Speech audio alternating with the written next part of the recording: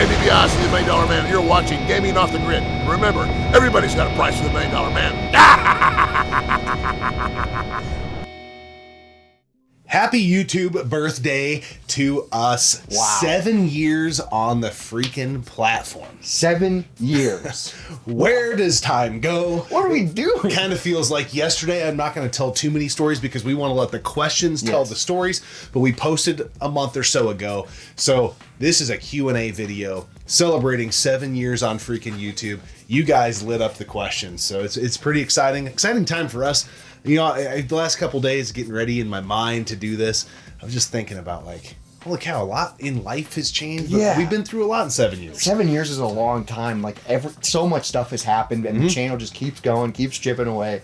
Sometimes we get massive growth, sometimes it kind of plateaus. Yeah. But guess what? We haven't stopped. No. And we're not planning to. Yeah. So we're going to keep going. We have a lot of questions today. I kind of organized them by questions. So like I'm going to lump similar questions together. Yep. The first one, I thought this would be a great one to start with, is how did you guys meet? And a lot of people ask this question. We used to be in a band together. Yeah. You were a Facebook find. Yes. You found me on the internet. Yeah, imagine that. I'd have never had Facebook. I don't do the social media thing, but our band did, and we were looking for a bass player. And so we'll talk more about some of that stuff because there's a lot of questions around that. But to make it quick and concise, that is how we met. And we played in a band for 2 or 3 years before we started the channel. Probably 3 or 4. Yeah, okay. Probably 3 or 4. Yeah. And then one of them was, how old are you guys? So we're 8 years apart. Yep. Which is kind of wild. I think there's another question about that too. I'm 38. Yeah, and I turned 30 this year, which is wild. And then between the two of you, whose idea was it to start the channel? I think if I remember right, it was my idea to start the channel. And I remember at band practice. You didn't know what it even meant. No, I just wanted to start a gaming YouTube channel, and I think I kind of just threw it out to the band. Like, hey, is anybody interested in doing this? I'm going to do this thing. And of course, Robert's like, I'm in. And you've got a video background with just editing and stuff like that. And yeah, it was like we were taking on a new chapter type of thing. We didn't even really know what the hell we were doing at the time. But do we still? Yeah. I don't think so. No, we don't. But yeah, that's kind of fun. Once we had a few meetings, and then we started the channel, and the first video is still on the channel. I think somewhere when I moved, I made sure I kept it. I think I still have your notebook with our original brainstorming ideas. Yes, I have. I have it somewhere. I think I have papers of that too from that session.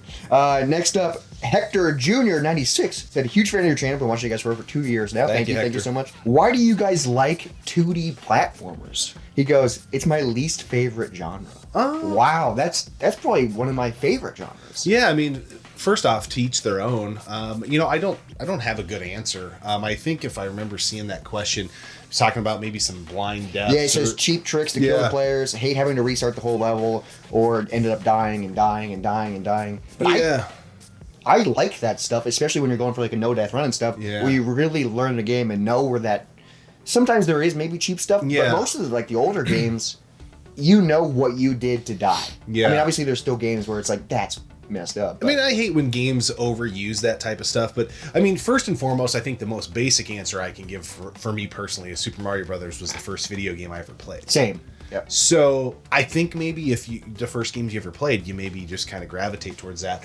An element of retro games that modern gaming doesn't give me is I love pattern recognition and memorization of stuff, and it's very satisfying. So for me to get my ass kicked in a game, but figure out my way through it is more satisfying than like grinding through like an 80-hour game. I will put 80 hours into a 40-minute game, but I don't like playing an easy 80-minute game, if that makes any sense, because I like that aspect. I like it too, especially when because I remember like doing our co-op NDRs, and like one of the first times we played Contra Hardcore, like the first level, I was just like, I was like, I'll never be able to beat this game. And now we've no death ran it. Because we've played it so much, and then it's so satisfying when you get to a part where they used to kick your ass, and you just go, hey, guess what?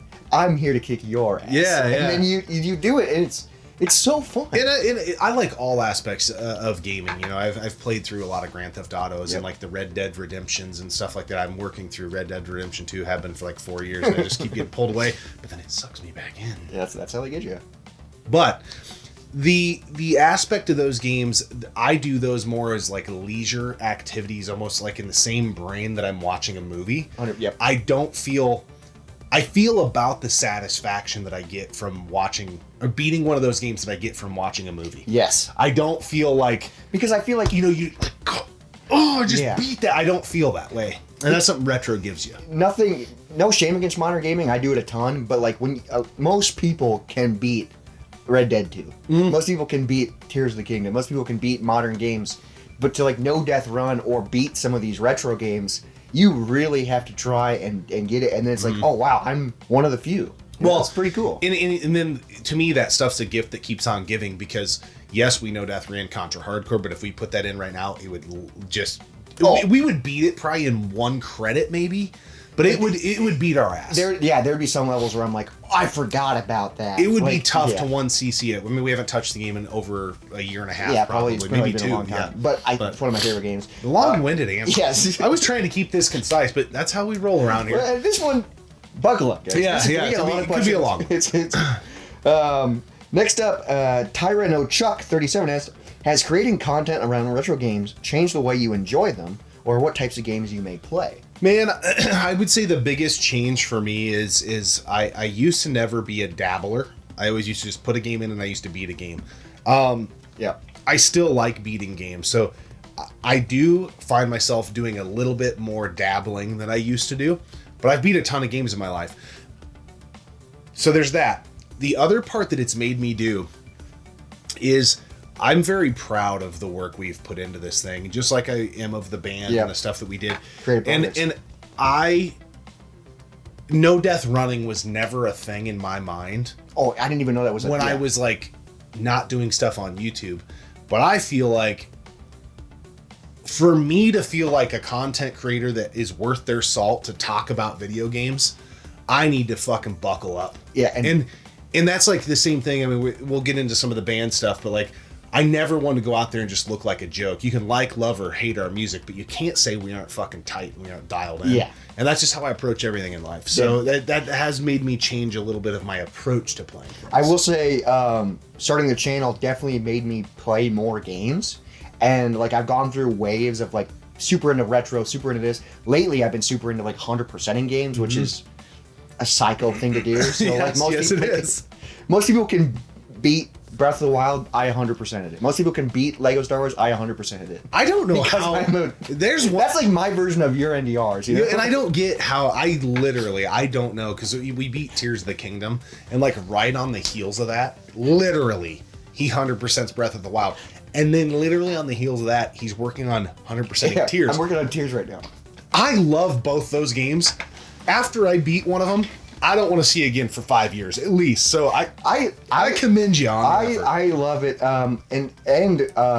We got like a Patreon question probably about a year and a half ago about like how many games have you beaten? So now I've been keeping track of my games beaten list. Like I have a list, and that's really motivating too, which I don't think I ever would have done before YouTube. Or I'm like, oh, I want to beat games. Like if I put a game in, I want to beat it, and I want to write it down, and then looking back at the year, be like, oh wow, I beat these, or I NDR'd this, or like I write down like we just beat Left 4 Dead 2 4-player LAN party. Yeah. So I write that down, 4-player LAN party, to be like, oh wow, I remember that. That's so fun. Yeah. I just think I'm playing a lot more video games.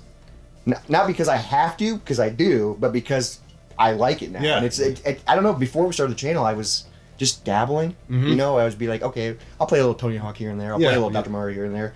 But now I'm playing all the time. Yeah. So, next up, Andy Laws. If you could use Mr. Peabody's Wayback Machine and go back in time only once, what gaming console clearance rack would you visit? What games would you hope to see on the clearance shelf? NES. Oh, NES. Yeah, okay. For sure. I wish I would have known at the time when it was phasing out. I was too young. I wish I would have known that like that last year and a half of the NES's life cycle. One, there's a ton of great games, but two, holy shit, the value. If you could have just dumped them all in a cart. Well, and also like looking back at the magazines and stuff, it's like Power Blade 2, $8. Yeah. What? Like Bucky O'Hare, $12. Yeah, it's insane. That's wild. Yeah. My first thought, because you kind of have a story about it, is the Dreamcast. Yeah. Where like that would have been, because it wasn't around for very long, and they discounted it so quick, and now it's worth so much. So like, I think that would have been fun to just be like pick them up. It was a cool time. Yeah. But I wasn't. That was like 2000. I was 5, 6 years old, so I didn't even know the Dreamcast existed when I was that age. Next up, we have 2 questions about bad games. Okay. So Sam Azira asked, what are some games you gave up completely, either due to bad controls, bad story, or even rage quitting? Man, I personally don't know that I have one that jumps off the paper. Yeah, I don't know if I've ever...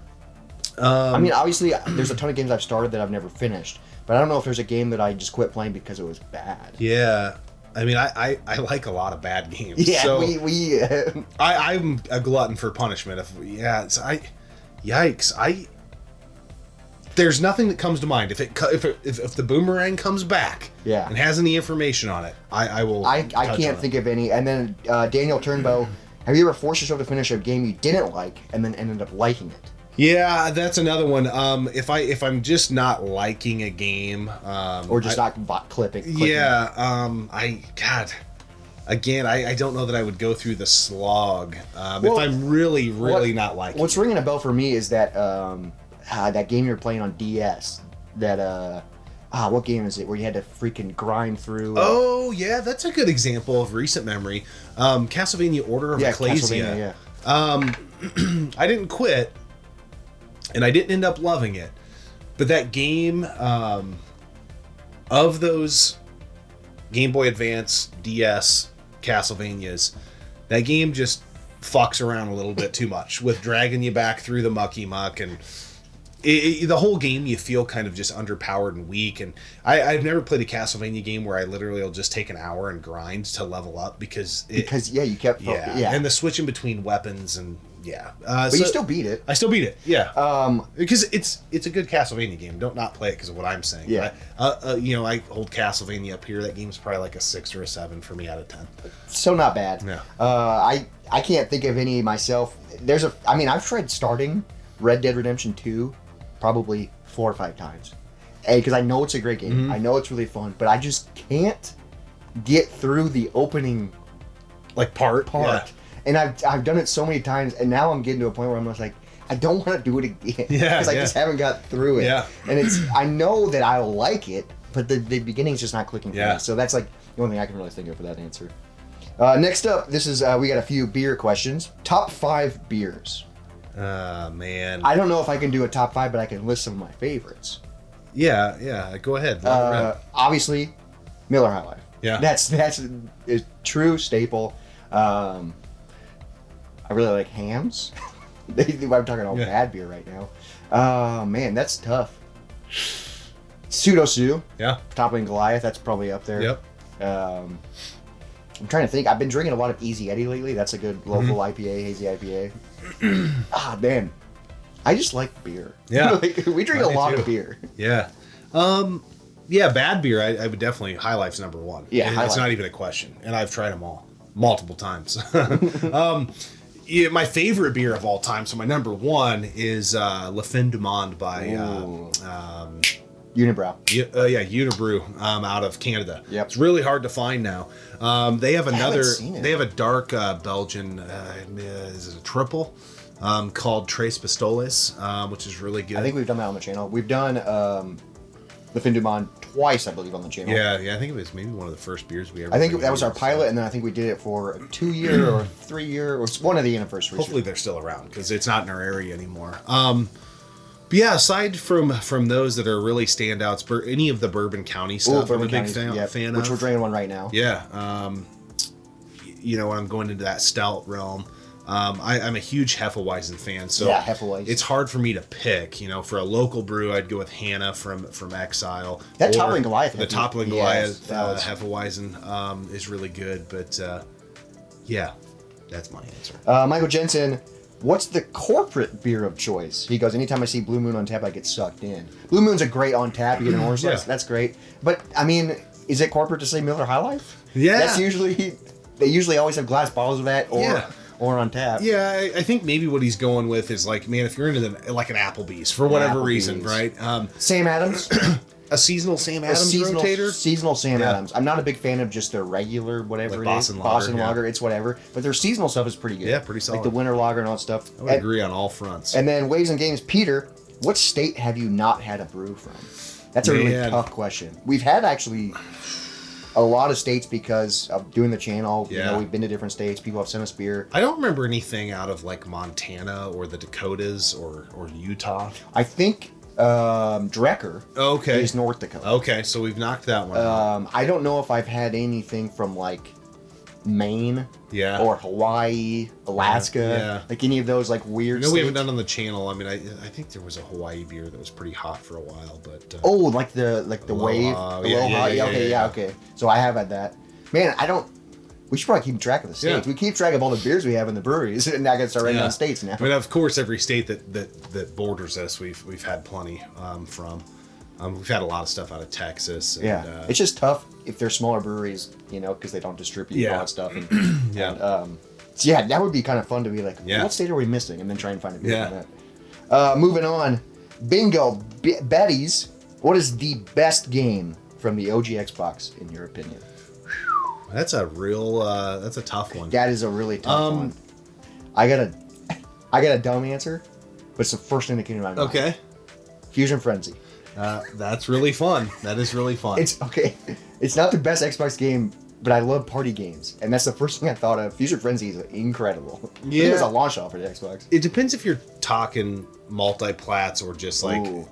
stuck on the console. I wonder if it's stuck on the console. I mean, it's super cheesy to say it, but Halo 2 is hard to beat. Yeah. If it's multi-plat, I mean, I love the Punisher on the console. Oh yeah, Punisher on Xbox. I love Ninja Gaiden Black. But I think I would have to go with Jet Set Radio Future. Ooh. Overall, of like the stuff that I like. I mean, the Xbox is basically kind of like the Dreamcast 2 in a way, Yeah, because they yeah. got all those Sega things and Spike Out's yeah. badass. Oh, Spike Out is incredible. Jet Set Radio Future, that's a great Yeah. pull. I can't think of anything else besides Fusion Frenzy. Yeah, If you haven't played it, go play yeah, it. it's a fun multiplayer game for sure. It's not the best game. Oh, yeah. But it's so fun. Next up, Fastline Gaming. This one's a tough question. Can I be your friend? For sure, you already are. You already Yeah. are, dude. I haven't met you, but Much love. everybody that's watching, Yeah. hey, we're just hanging out. you Yeah. know? Next up, Tim Sluthius. Hopefully I said that right. This is directed to you. Mm-hmm. Wes, where did you play college ball at? Oh, at this glorious place that no longer has a football team. Oh, they don't? I Tells didn't- you how good I was. I played junior college ball for 2 years at North Iowa Area Community College. Yeah, so But quarterback.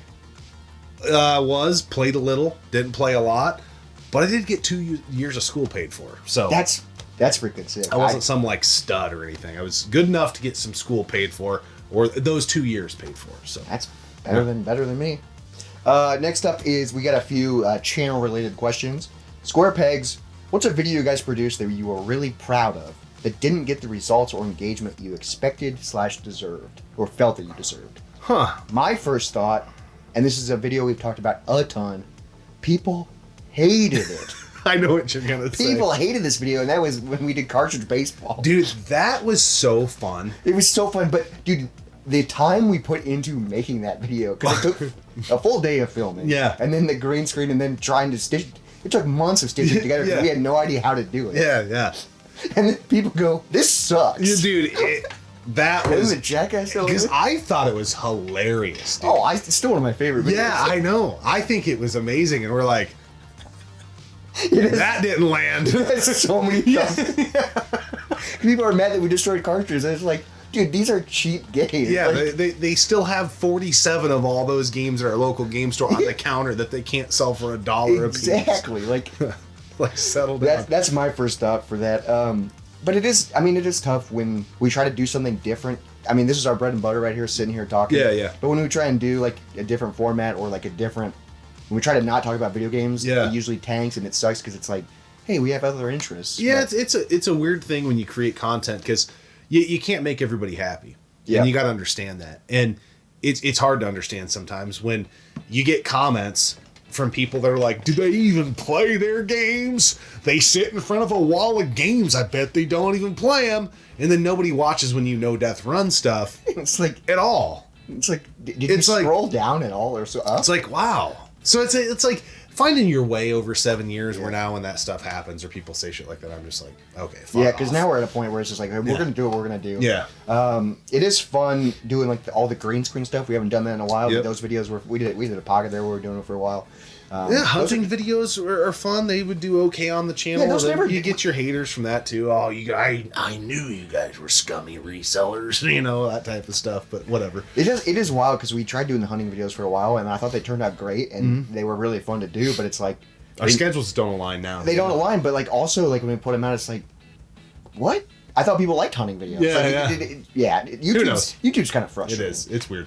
Cobra, if you could have started the channel earlier, what year would that be? So we started the channel in 2018. Yeah. Man, I don't know the exact year, but I think if we would have been started 5 years earlier, we could have popped. Yeah. Because that was like when all the gaming channels started. Yeah, I feel like yeah. like if we would have started like when Metal Jesus started and We RDT started. were like the last people to the table, and there wasn't much food left. There wasn't much num-nums left.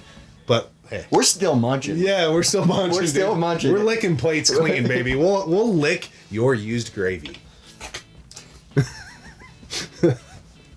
Geezer Gamer, what's something that happened that made you almost quit the channel? I'm sure some crazy situations have happened over the past 7 years. I don't think. I don't think we've had anything that made me quit. There has been like drama and like shit, like people attacking us and all that stuff, but we've never gone down that road. Yeah, go ahead, make your drama videos, because I guarantee you this one thing: you're a fucking asshole, and we won't take the bait. Yeah, that's one thing I'm proud of is we've never. Yeah. And we've been close a few times because sometimes we just really want to let it rip. There's a list of a handful of people that I would love to meet in public. They won't show up in Yeah, public. and they better hope that I'm freaking on the right path for the day. Yeah, so it's just, other than that, I don't think, besides getting frustrated and annoyed with that stuff, we've never like wanted to quit or because it's like, hey, we're just doing what we want to do. We're just two dudes from Iowa, like drinking beer and talking shit. Cameron said, what would you change? And how do you keep the enthusiasm and passion for games / making videos over the 7 years? I honestly, I don't know what we would change. Anything that, the focus on like algorithm and growth and all of that type of stuff would have made us not be ourselves, and we would have pigeonholed us into making the same type of stuff every single time. Which that's how you get burnt out. And this has always stayed. Yeah, there's times where we're trying to scramble to get something done or whatever, but for the most part, this has stayed fun. And you kind of can shift your brain here. You get off work and you come do this thing. So honestly, it's hard to complain when you go, oh man, I gotta go to the basement and have a beer and talk about video games. That sucks. Shucks. Yeah. That sucks. Yeah. So I can't think of anything, honestly. I think all like the learning, the growth pains and all that stuff is what you have to do when you do a channel. Mm-hmm. Obviously, if when we started, having a better camera would have been great, having a better mic would have been great, having stage presence would have been great. Yeah. We didn't have any of that, but that's stuff you learn as you go. So like, and I think by doing it, you just get better and better and better, and it's more casual and it's easier. And enthusiasm, I just think because we talk about everything, that it's easy. It's like, okay, this month we're diving into this, or this, or this, or we're like, oh, let's drop everything and just play this. Yep. It's like, so we're doing all kinds of things, and I think that's what really keeps it fresh instead of just being like hunting video. Yeah. Which is what some people do. Yeah. Moving on to Ridwan Karim. I did not say that right at all. Your channel is one of my favorites on YouTube. Thank you so much. My question to you would be, should you find yourself on a deserted island and have access to only 3 games, regardless of console, which would you choose? 3 games on a desert island. Regardless of console. So this is tough because like I'm leaning towards some of my favorite games, but it's a desert island, so I feel like I gotta have something that can wet your whistle. Yeah. Well, I would take Mike Tyson's Punch-Out. Yeah. And I would take MLB The Show 2008 on the PS2. And then to change things up a little bit, I would probably take the first Metal Gear Solid. Ooh, okay. So I've got something I can play a season that will just keep on Well, going. yeah, 'cause you've been playing that for Got the challenge forever. of just, every time. I mean, I beat Tyson, I don't know, hundreds of But times. you like it. But every time I do it, I still feel really good about myself. So I was thinking, my first thought was Tony Hawk Pro Skater 3, but then I was like, Desert Island? I'm actually going to take Tony Hawk 1 and 2 Remake. Oh, it's a twofer. It's a twofer game, and it's a little bit longer, collectathon. I probably would take Dr. Mario, one of my favorite puzzle games, because you could just start at 1 and play forever. And then for number 3, oh man, it could be because I'm just playing it right now and I'm obsessed. I'd probably go Tears of the Kingdom. Oh, wow. Just because it's massive. Like, Yeah, you wonder like how many times you'd have to play it to like see everything, and I don't think it's possible. Well, because And the combinations of the builds. I'm trying to do 100% right now, and we beat it together a couple years like when it first came out. And dude, I'm not even close to 100%ing it. But there's shit that I'm like, we didn't even see this. Yeah, yeah. I didn't even know this existed. Yeah. So it's wild. That's tough, but I Yeah. think you got to have a long game, a fun game. Yeah. Next up, Retro Gaming Nook. What price is too high to pay for even the most prized game you really want to collect? Give a few examples if you can find them. And also, nice MGR cameo. Hey. Oh yeah, yeah. Jason's always been really awesome to us. So every time it's really sweet to be able to do videos on a channel that we watched. I was just like, oh, dude, that's that. We want to do that. He's the freaking Jesus. Yeah, yeah. So what price is too high? I mean, games are getting ridiculous, especially retro stuff. I just think if you do it right, you can get to whatever you're trying to find. Yeah. I mean, when I'm walking around conventions, I guess my brain really starts thinking.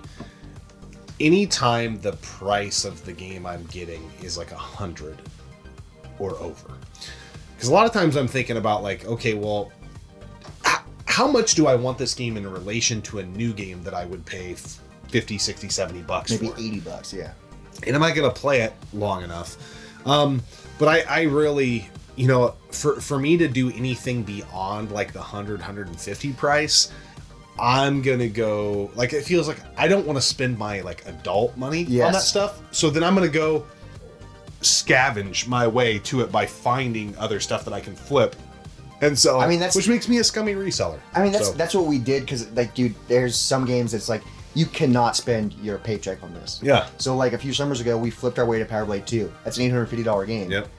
But we got it basically for free because we grinded and flipped our way towards it. So like, I would never pay that for that game, but because of what we did, we were able to get that game without breaking the bank. So and if you like, sometimes we'll get comments when we did stuff like that. Well, yeah, well, you're still putting work in. Yeah, but we also found other things for the collection that we actually kept, and it was fun, and we enjoy that type of stuff. Yeah, and it's a Saturday morning. We weren't going to be working anyway. We were drinking coffee, hanging out, walking, getting nice weather. So it was fun. So I just think if something's out of your price range and you really want it, maybe think of other ways to get to it without spending your real money, because like that's got to go towards real stuff. Yeah. Video games. Not Power Blade 2. Video games are video games. Which is a great game. Next up, Baby Drax. This is a fun one. F, marry, kill, fuck, marry, kill, NES, Super Nintendo, PS2. This is tough, because these are arguably 3 of the best consoles. Yeah, they're probably my 3 favorite. Gosh dang. I mean, I've been with it the longest, so I'm for sure marrying the NES. Okay. It's been with me my whole life, and I do not want a divorce from it. No. God, I have to kill something. I know, that's a tough part, and you only have 2 left. Yeah.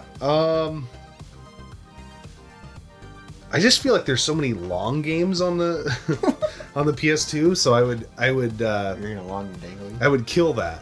You're gonna kill the PS2? So I could have a short session with the Super Nintendo. I don't want to get too tired. A lot of the games, I mean, you're telling me I gotta like the whole time through Grand Theft Auto or something? Yeah, that's true. You're fucking your way through Grand Theft Auto?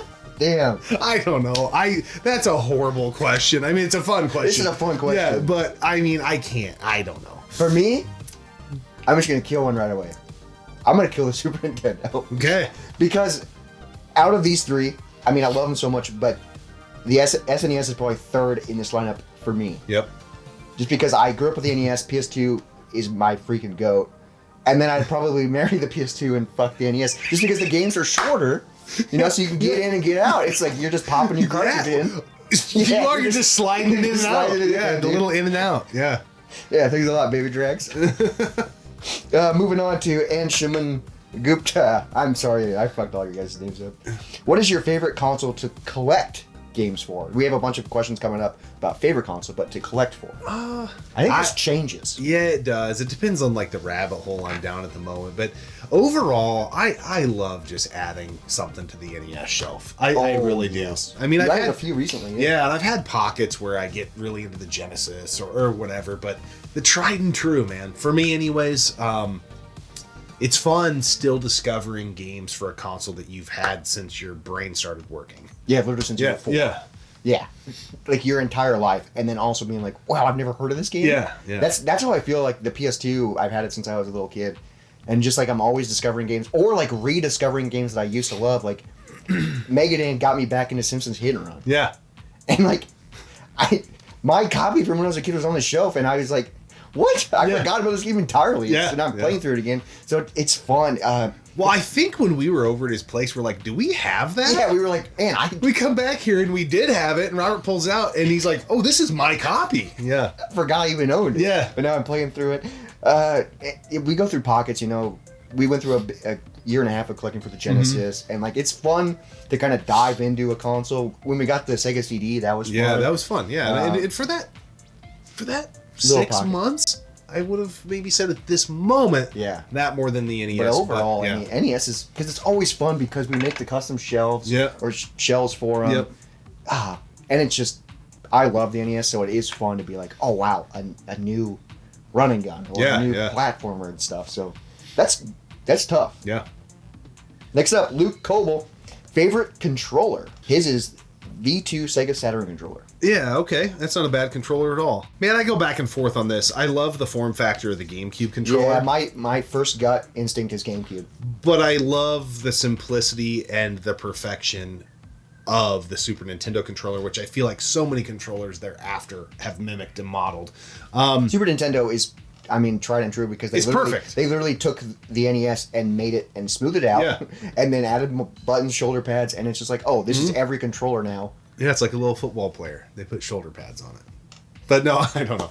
I think, you know, I'm a retro guy, so when I'm in that space, it's that controller. I always talk about how fascinating it is to me that one of Nintendo's lesser selling consoles in the GameCube, that controller is just as relevant today in some ways as it was when it came out. Well, for the Switch 2, they're releasing like a Wavebird 2. Yeah, they are, you know, and then there's all these, you know, knockoff Retro Fright or whatever. I'm going to tell you right now, little special nugget, those things fucking suck. The Retro Fighter game. They're junk. They're junk. We bought 2 of them and we loved them. And then they broke. Yeah. For no reason. They're trash. Yeah. I digress. But I just, for a controller, for a console that was like last on the rung in the generation. Yeah, which is wild. Minus the Dreamcast being a little bit lower. But it's still relevant. People are still playing that controller in tournaments. Nintendo is still finding ways for it to work on the Wii, the Wii U, the Switch, and the Switch 2. I mean, yeah, it's been. I do get why people gripe with it because it is a smaller controller. You know, it only has 3 shoulder buttons instead of 4. Yeah, it's not quite 2 joysticks. Like there are gripes with it, but it's cool. I love it so much, and I have medium-sized hands. I don't have giant hands, so it fits great on my hands. So I like it. I think it's great. And like the colors. Yeah. Okay. Yeah. That's my. You find me a controller that looks sexier than the creamsicle orange GameCube controller, and I'll find you a way to. I don't know. You have sex with the NES. Yeah. There you go. Moving on. We got 2 from Jeff Mayo.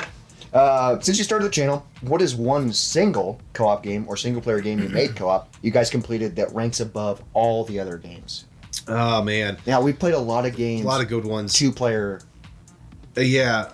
So it's got to be a single-player game that we like co-op beat together. What is one single co-op game? Yeah. Or single-player? I mean, the Contra Hardcore thing has got to be it. Well, that's what I was thinking. Just that's for co-op. Yeah. But I was thinking like games that we take turns. Yeah.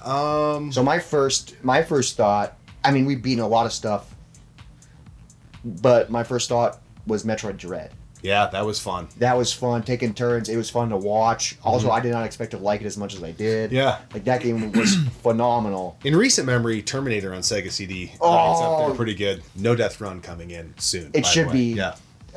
Maybe it's out before you even see this. Yeah. Who knows? We're filming shit way out of order. Yeah. And then another one of his questions is, What is one favorite game you've played, reviewed, and or streamed on the channel? Oh, that is tough. I don't know if we've reviewed any. We haven't done many reviews. Yeah, we don't have a few reviews, but we've streamed a lot of games. I mean, yeah. Dang, back to the beginning, I remember having a ton of fun with Mega Man 11. I think that's the best Mega Man game that's ever came out. Yeah, 100%. Fight me on that one, because I really think it is. I'm shocked they haven't released a Mega Man 12. Yeah. I think one did really well. I think it did. Man, I don't. There's so much stuff we've played, as to pick a favorite. I mean, again, I'm going to go back to like the times, the achievements, the Contra Hardcores, the Jackals. Yeah. Jackals, amazing. All of our NDRs, because then we streamed the practices. Yep. And if you watch the practices, you're like, these guys are never going to get it. And then we did. We kept showing up. Yeah, that's tough because it's fun to play video games together. Yeah. We're kind of... Devil's Third was fun. Oh, Devil's Third was fun as hell. Kind of enjoying a dog shit game, but it was fun. But also, I was talking to a few people at Middles Gaming Classic, and I always forget that we're, kind of blessed that we can game together, because a lot of people are just like, oh, man, I'm the only person that I know that likes video games. Yeah. So I can only play by myself, so it's fun to play things two-player. Moving on, it's Kenny Johnson. Happy anniversary. I remember when you used to do the occasional Purge video, going through your collection and getting rid of the games you weren't playing anymore to viewers. He actually received one of them. Okay, cool. It might be more challenging today with the increase in subscribers, but do you think you would ever bring that series back? I don't want to say no, because it has nothing to do with the size of the channel. Yeah. It has to do with the way we're procuring games at this state in our collecting journey. Back in that time frame, we were buying a lot. It's gonna sound weird, but we were buying a lot of lots. Yeah. So we would make deals with people for tubs of bins. I remember buying, one in Marshalltown, Iowa for $3,000, and then we bought one, in Omaha. And that was, I think all those videos were before the Omaha collection, but we were doing that type of stuff a lot. And back then is how we we just took it all and put it on the shelf. Yeah. Because it was we don't have these. Yeah. We're building a collection. So that's what you kind of do when you start a collection, and then you go through and be like, we're not going to play this. And there's some other collecting questions in here that we'll get to. But during that time frame was a time frame where A, we were buying different and building the collection. B, we were getting to a point where we were like, do we need Red Faction 2 on GameCube, Xbox, and PS2? No, we do not. We don't. What do we want it on most? And we never had an angle of we collect for this console. We were like, what do we want to play it on the most, and or what does it play the best on? That's what we kept, and we purged the rest. So for it to happen, we'd have to just come into a weird situation where we bought something like that again. We're a lot more selective. We are very selective, and everything that's on this shelf is I'm looking back, it's not filler. Yeah. These are games that we love. Back in the day when we did that, is there was filler. There were games that I was like, why do we have this? Yeah. So it would be fun to bring it back, occasionally, but because it was always fun to be like, oh, first one to come out, that's kind of fun. But it's just a lot tougher now. Moving on to Gib84 Gaming.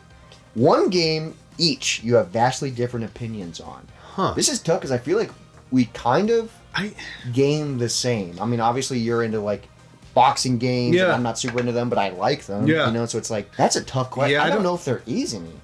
That's another one. I'm gonna have to let the boomerang come back if anything's on it. I'll have to. But that's one thing that is, I think, been really cool about this is even things that we were maybe both into that the other one wasn't. I'll never be able to thank you enough for making me play the Burnout games. 3 and 4 or 3 and Revenge, and I was just like, man. But I was kind of.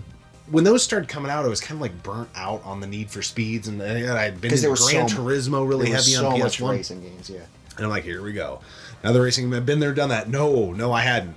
And you're like, holy shit. And I was like, and I didn't realize how fun they were too, because I just dabbled with them when I was a kid. I mean, I was like, oh, wow. And we 100% both of them. Yeah, and I had only ever dabbled with the Tony Hawks. I remember my stepbrother growing up, he was into them, and I'd play them when he came over. And I thought they were cool, but I just never really got into them. So, but as far as disagreeing about quality, I don't think. Yeah, I don't think, because we also agree on we like bad games. Yeah. Good bad games, or bad good games.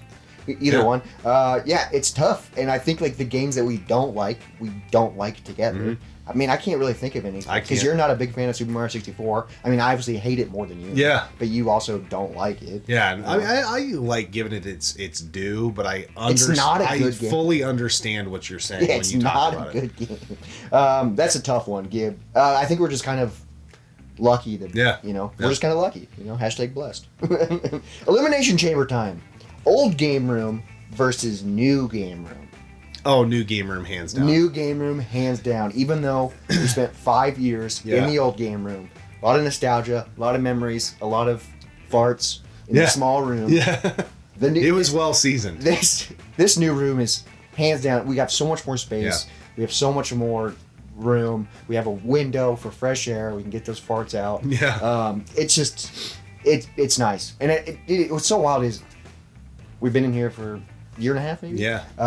It just feels like home. Yeah. Like it's just so wild, Yeah. So easy. Yeah, easy that's decision. an easy choice. Yeah, the old game room was so small. It was. It was so tiny. small. Great memories, but I'm glad it's in the Yeah, I'm glad rearview we're out mirror. of that. Next up is we got a few arcade questions. Favorite arcade games. Some guy has top 5, but we'll just talk arcade games. Favorite Okay, arcade yeah, I games. think the top 5 was regarding the 90s, but I don't really know when some arcade games came out, so I'm just gonna kind of shoot from the hip. yeah, I always gravitate towards an NFL Blitz or NBA Jam Yep, absolutely. cabinet. I don't know if you want to put those as one. Light gun games, Time Crisis, yep. House of the Dead. 1 and 2, 3, 4, Scarlet Dawn. Any of those you could loop in there. I love the X-Men. Ooh, yeah, 6-player. 6-player, however it slices and dices. I think there's a 4-player one as Yep. well. Punisher. I like the Punisher in the arcade a lot. A lot of those co-op beat 'em ups are amazing. Yeah. Simpsons, Yep. Turtles. Yeah. Those are all fun in the arcade. Yeah. We've beaten those plenty of times with so many other people. Yep. Yeah, that's kind of the type of stuff I gravitate towards in the arcade. I really like some shooters, strikers. I'm also a really big fan of like Smash TV. Oh, dude. Yeah. That's got to be up there. Smash TV is incredible. The wrestling games, WrestleFest and Yeah, Superstars. the wrestling games. I work at a local barcade, so Yeah. I do play a lot of arcade Dude, games. Tapper.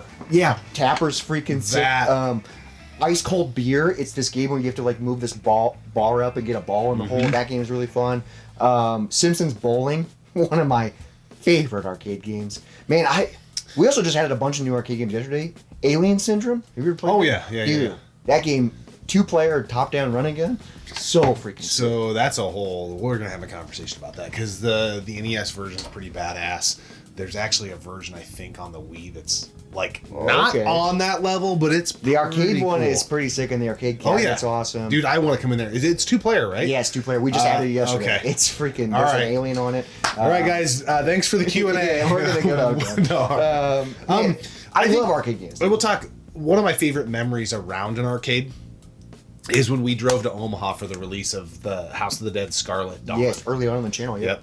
Played that was game. that was beat really it. fun. Yeah. I mean, dude, we have so many amazing arcade memories just from doing the channel. Like doing 6-player X-Men at Midwest Gaming Classic, Yeah. with Captain and all that stuff. That was doing the NBA Jam 2v2. Was that when we went and did that Scarlet Dawn play?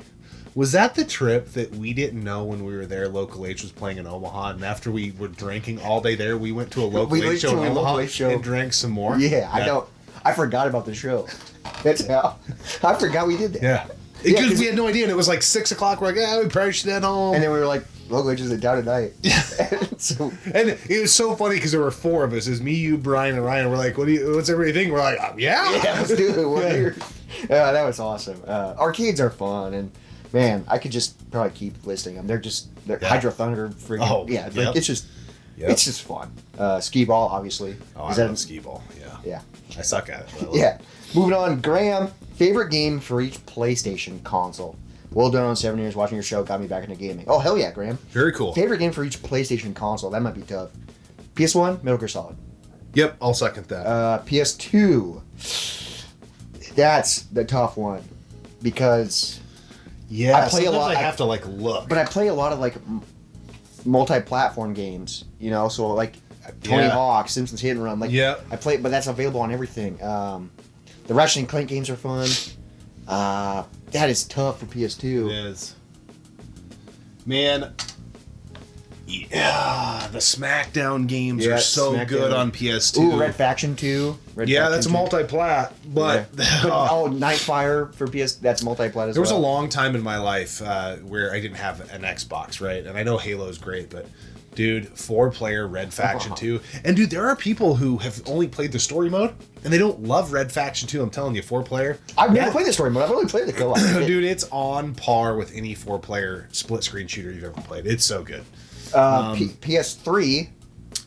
I'm just thinking. I'm trying to think of exclusives. Infamous.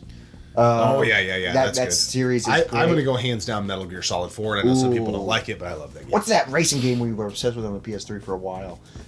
Fuck. We played so many games. I can't. Split Second. Split Second. But no, it was. You were like, was it dirt bikes or? We had like Motorstorm. Motorstorm. Yeah, Motorstorm games. Those were great. PS4 Next Machina. Yeah, that's my favorite PS4 That's game. probably there, or PS3 Last of Us is pretty good Last too. of Us on PS3, but that's on PS4 Next Machina. Yeah. And PS5 Astrobot. Yeah. So did that it rounds it out. Did that answer your question? Hopefully, we tried. I'm probably gonna watch this back and be like, "Oh shit, I forgot this." We're just PS4. I will throw in Evil Within and Evil Within 2. I've never played those. Okay, they're really good. Funky Sloth 2902 asked top 3 shows of all time. He also talked about arcade machines. We already talked about that. Top 3 shows of all time. Well, I'm gonna kind of dice this up. Well, maybe I won't. I'll just maybe go with my favorite. Sopranos is number 1. Mad Men's number 2, and number 3. Shoot, that is tough. I'm just running it through my brain. I'm going to go with *Halt and Catch Fire*. Damn, all dramas. Yep. And those all AMC too. Sopranos down to Sopranos HBO. Yeah, and it's tough, dude. I got to get through *Halt and Catch Fire* one more time, but that could leap Mad Men. Holy shit! Yeah, if you haven't seen it, haven't. I'm telling you, take that to the bank, guys. I haven't seen it. Best sleeper show you'll ever. I got to go. The Office. The Office is phenomenal. So funny. Probably Mad Men as well. I love that show. I'm curious about *Halt and Catch Fire*. And now for my third, I'm part of me is thinking Better Call Saul because I love that show. Yeah. But then also part of me is thinking, check it out with Dr. Steve Brule. Oh yeah. Because yeah, dude. So it's gonna be so stupid. You know. Yeah, I don't know if you guys are talking series because this could be a rabbit hole. Where I said I wanted to dice this up. I mean, you picked all. Yeah. I did, but those are like my favorite series of all time. Those are incredible. But like, man, if you're talking just a long running show, I mean, South Park. Yeah, South Park. The Office. Yeah, King of the Married Hill. with Children. Yeah. King of the Hill. Beavis and Butthead. Futurama. Aqua Teen Hunger Force. I was obsessed with that for a long time. So. It depends. God, that's such a broad question. I love the question. It's something like we could really dive into and like break out the types of genres. Shows. Yeah. Yeah, because comedies, sitcoms, that's tough. Office, Mad Men, and I'll probably go with check it out just because right now. Yeah, and then I mean we watch the most random shit in here, guys. We watch. Do you remember when we were on like a little MacGyver kick and we were just watching MacGyver all the time? Yeah, it was just on the TV. Yeah, I love MacGyver. You did have an arcade question that we kind of didn't mention. If you could have any arcade machine for free, what would you pick? And we've already talked about, we're talking about getting an arcade machine in the game. Yeah, so. And it's the one that I want the most. I want the NFL Blitz NBA Showtime cabinet. Oh, so you get basketball and football. It's 4-player. That's my dream cabinet. Think that's, for what we do, that's the best thing. Well, I've always wanted a game room, and when people come over here, this is where we hang out. This is what we do. And I've always wanted my collection to not only be for me, but for my friends. Like, when they come here, I don't want to have everything. But if they have a game, I want to have that game for the most part. Yeah. And I feel like that Blitz Showtime cabinet, anybody that would come in here would be like, okay, I want to play something. I do also really want like House of the Dead 2. That would be dope. That would be sick. But also, it's just that. You know, so like having a dual cabinet would be sick. Yeah. That's a great question. This is we're talking about favorite systems and favorite consoles now. Okay. Favorite system to use, top 3 consoles for the rest of your life. If you can only play one console for the rest of your life, favorite game console. So let's just do like top 3 gaming consoles. Yeah. That's tough. It is really tough. I think NES for me has got to be up there. Yeah. You know, it's tough because I have favorite games on every console, so it's like then you eliminate those. I know. PS2 would be my Gen 6 console. And I would have to just... Man, I don't know. I've been on a Genesis kick. Ooh, okay. But the Super Nintendo, for a vast majority of my life, I would unequivocally say that was my favorite console. But yeah, so I'm going to go NES, PS2, Super Nintendo. Which was the fuck, murder, kill, whatever the hell. Marry, kill. So my list is going to be very similar. NES, PS2, but my third one is going to be the Switch. Oh. The Switch I play it so much now. Yeah. Like I play it's so versatile. I know, like I bring it with me everywhere. I've been playing it all the time. Like you can play there's NES, Super Nintendo, N64 apps, Genesis apps on it. Like you can play all that stuff and it's still online. Like it's just I play it so much. So that's probably my top 3 consoles. That's a good pull, man. Yeah. Just because I grew up with the NES and PS2. But like the hours that I put in the Switch, it might be equivalent and I'm still, there's a lot on the Switch. Yeah, for sure. It's everything. So that's a tough one. But a lot of people were talking about top consoles. Moving on to Tony Stark. What game are you bad at that makes you extremely jealous when you play with someone who's good? Just fighting games in general. I suck at fighting games. I've always said for a long portion of my life that I'm just gonna pick a fighting game and I'm gonna get really good at it. But I don't really like them. There's not as much depth for me, anyways. I'm sure people that are into them are like, oh, there's a ton of depth because you can learn so much. I understand all that, but they just have never really connected. Yeah, I don't. Those 2D head-to-head fighting games. It's just it's tough. It's not my jam. I'm more into for a fighting type of game. I'm more into a Smash Bros or a Power Stone. Yeah, it's kind of a pick up and play fighting game. That's a tough question because, I would say I'm kind of a middle of the road gamer. So, when I play against real gamers, they usually kick my butt. But if I put my time into a game, I can get good at it. Yeah. But when I go over to Megadan's house and he's just like, "Oh wow, what's this game?" And then he'll just start playing it, and I'm just like, "What the fuck?" Yeah. He just beat it. I'm just like, "Are you serious?" That's what makes me how? Yeah. I'm just like, dude, I bet I could get good at that and beat it. But not first playthrough. Yeah. That's wild. Some people are just so good at video games, so it's really tough. I can't think of anything specific that I'm bad at. I mean, I suck at Smash Bros, but it's still fun. Yeah. So I think you're pretty good. You beat my ass all the time. Yeah, but we're both middle of the when we play good people in Smash Bros, this is Yeah. Moving on to Steven. Over what issues do you fight about? Nothing. Man, I don't think we've really ever even had a fight. No, we're both pretty easy-going guys. And I think it's just whatever. Yeah. No, I mean, especially, I think you get that way when you, do the band thing.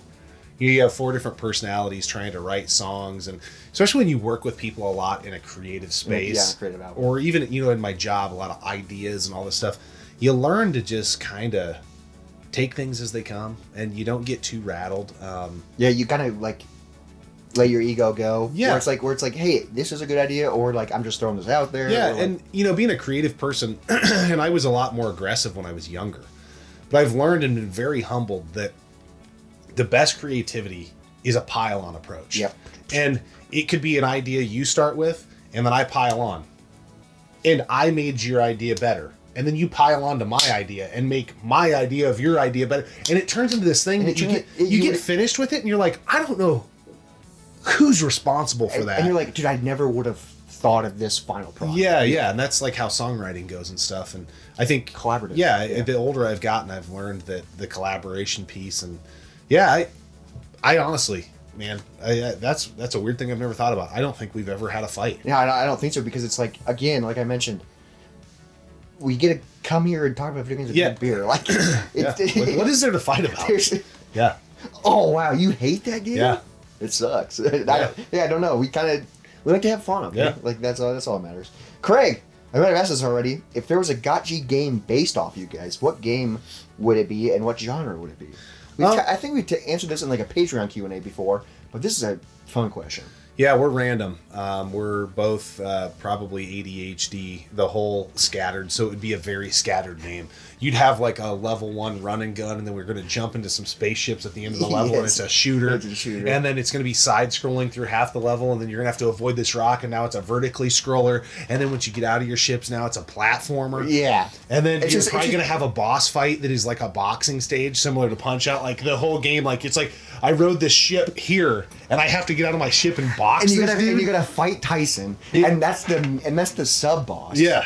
I don't know. It'd be And crazy. then you walk into a bar and you have to drinks with Yeah. somebody. Like it would just be everything we like into a game, and people Yeah. go, "This game sucks." Yeah, the bar scene of the game's like a point and click adventure. It's like, do we get a like an element? Yeah. That'd be, Who knows? well, you have to have so many things plugged in to play it. Yeah. Oh yeah, that'd be the dream. It would have to be built on the Wii probably, so we could do everything. Motion controls. Yeah, when you turn it sideways and it's like, oh, Yeah. that would be so fun. Anybody want to help us? Yeah. Let us know. DJ asked, how have your gaming habits changed in the last 7 years? Like, do you game as much as you used to, or do you see yourself playing games that you otherwise wouldn't be interested? I think we kind of already answered this. Yeah. Yeah, I just think like I'm gaming more. I'm definitely trying a lot more things than like before we started the channel. I don't think I ever would have played a Sega CD. I don't think I ever would have played a Sega 32X. I don't think Yeah. There's things that I don't think I ever would have played or thought about playing because I would have been like, oh, it's way too out there, you know. Yeah, I definitely game more too, and I gamed a ton before. But I'm always working on like the next NDR or whatever, and I insert it in a space in my life where, you know, if people read before they go to bed or people watch a TV show before they go to bed, those type of things. I'm always like Game Boy Advance or the Switch, The Switch, yeah. I'm always working on something Play something in bed, yep. because I just love it. Yeah. Yeah. Next up, we got a few Hazer questions. So we used to be in a band, so this Yeah. is what it's about. First one is, when is your band going to play again / put out new music? That's weird because there is some stuff kind of afoot right now. There is, which is kind of breaking news. Yeah, nothing has been announced, and things could fall through. Working a couple clubs and stuff, and looking at maybe a 2 show reunion run somewhere in August. Somewhere maybe. in So, August. That's the goal. So we haven't played Yeah. 2021. Yeah, it's been a while. 4 years. Yeah. So that's when we're thinking about putting out new music. I don't know about that. We haven't talked about that. I did talk about it a little bit with Ryan. We have our guitar mentioned player. studio time. Yeah, of let's see how the vibes go and if anything pops off during these practice sessions and that. We've got a couple things in the can as far as writing goes that we've wanted to record. Yeah, Steady Pace Yeah. is one of Yep. my favorite songs. And next question is, been listening to your music lately, love Steady Pace. Oh, thank Cool. you so much, Ryan. What's your favorite Hazer song, and what do you consider your best song? Ooh, favorite and best is... that's tough. Favorite? I mean, I really like The Good Book. Just because I play bass in a band, and like the bass line is so sick. That's just such a weird, fun, unique Yep. song. Ah, man, when I start digging into the library, I'm like, oh, this Yeah, one, this yeah. one, this one, this one. That's tough, man. It just depends on the day. I'll say Good Book probably checks all the boxes. I feel like we ended on a high note with Steady Pace as being an unreleased song. Yeah. Man, as far as craftsmanship and stuff, I've always thought Planet Earth really stood out to me. Planet Earth is one of my favorites, too. I think it's got the catchiest chorus of anything we ever came up with. But Best song...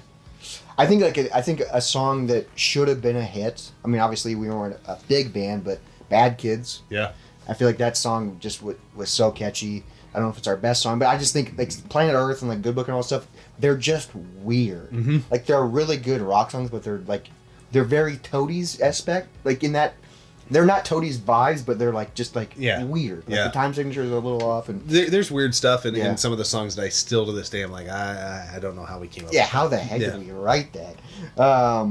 Josh Bailey, congrats guys, go to your favorite channel. Really enjoyed the music you released with Hazer, and I'm wondering if there are any plans for you to become involved in another full-time band. I know you guys are both crazy busy, but I'd love some more music with Hazer or a separate project. Yeah, So, I don't know that I got the full-time thing in me. If that were to ever happen, it would be with that band. yeah. I would commit to that with that group. As far as going through all that again, and Dude, it is so much work. yeah, It is. just thinking about it makes me tired. Yeah, Like, yeah, it definitely does. I do like playing, and nothing will ever top playing on stage. Yeah. Which is so weird, but There's God, so much that goes into it. there's so Yeah. like the practices, which are fine, but then load in the late nights, the booking, the ordering booking, merch, and then it's just like, oh, here's $25, and it's like, what? yeah, yeah. That's $25. That business is just a tough business. I mean, you It have sucks. shows like literally this type of stuff would happen, right? We'd go on like a tour or whatever, and we'd make like $3,500 at this show. The next night, 200. The next night, 40. It's like, what? the Yeah, fuck? So it's just Yeah, it's tough. it sucked. Some more Hazer questions coming up.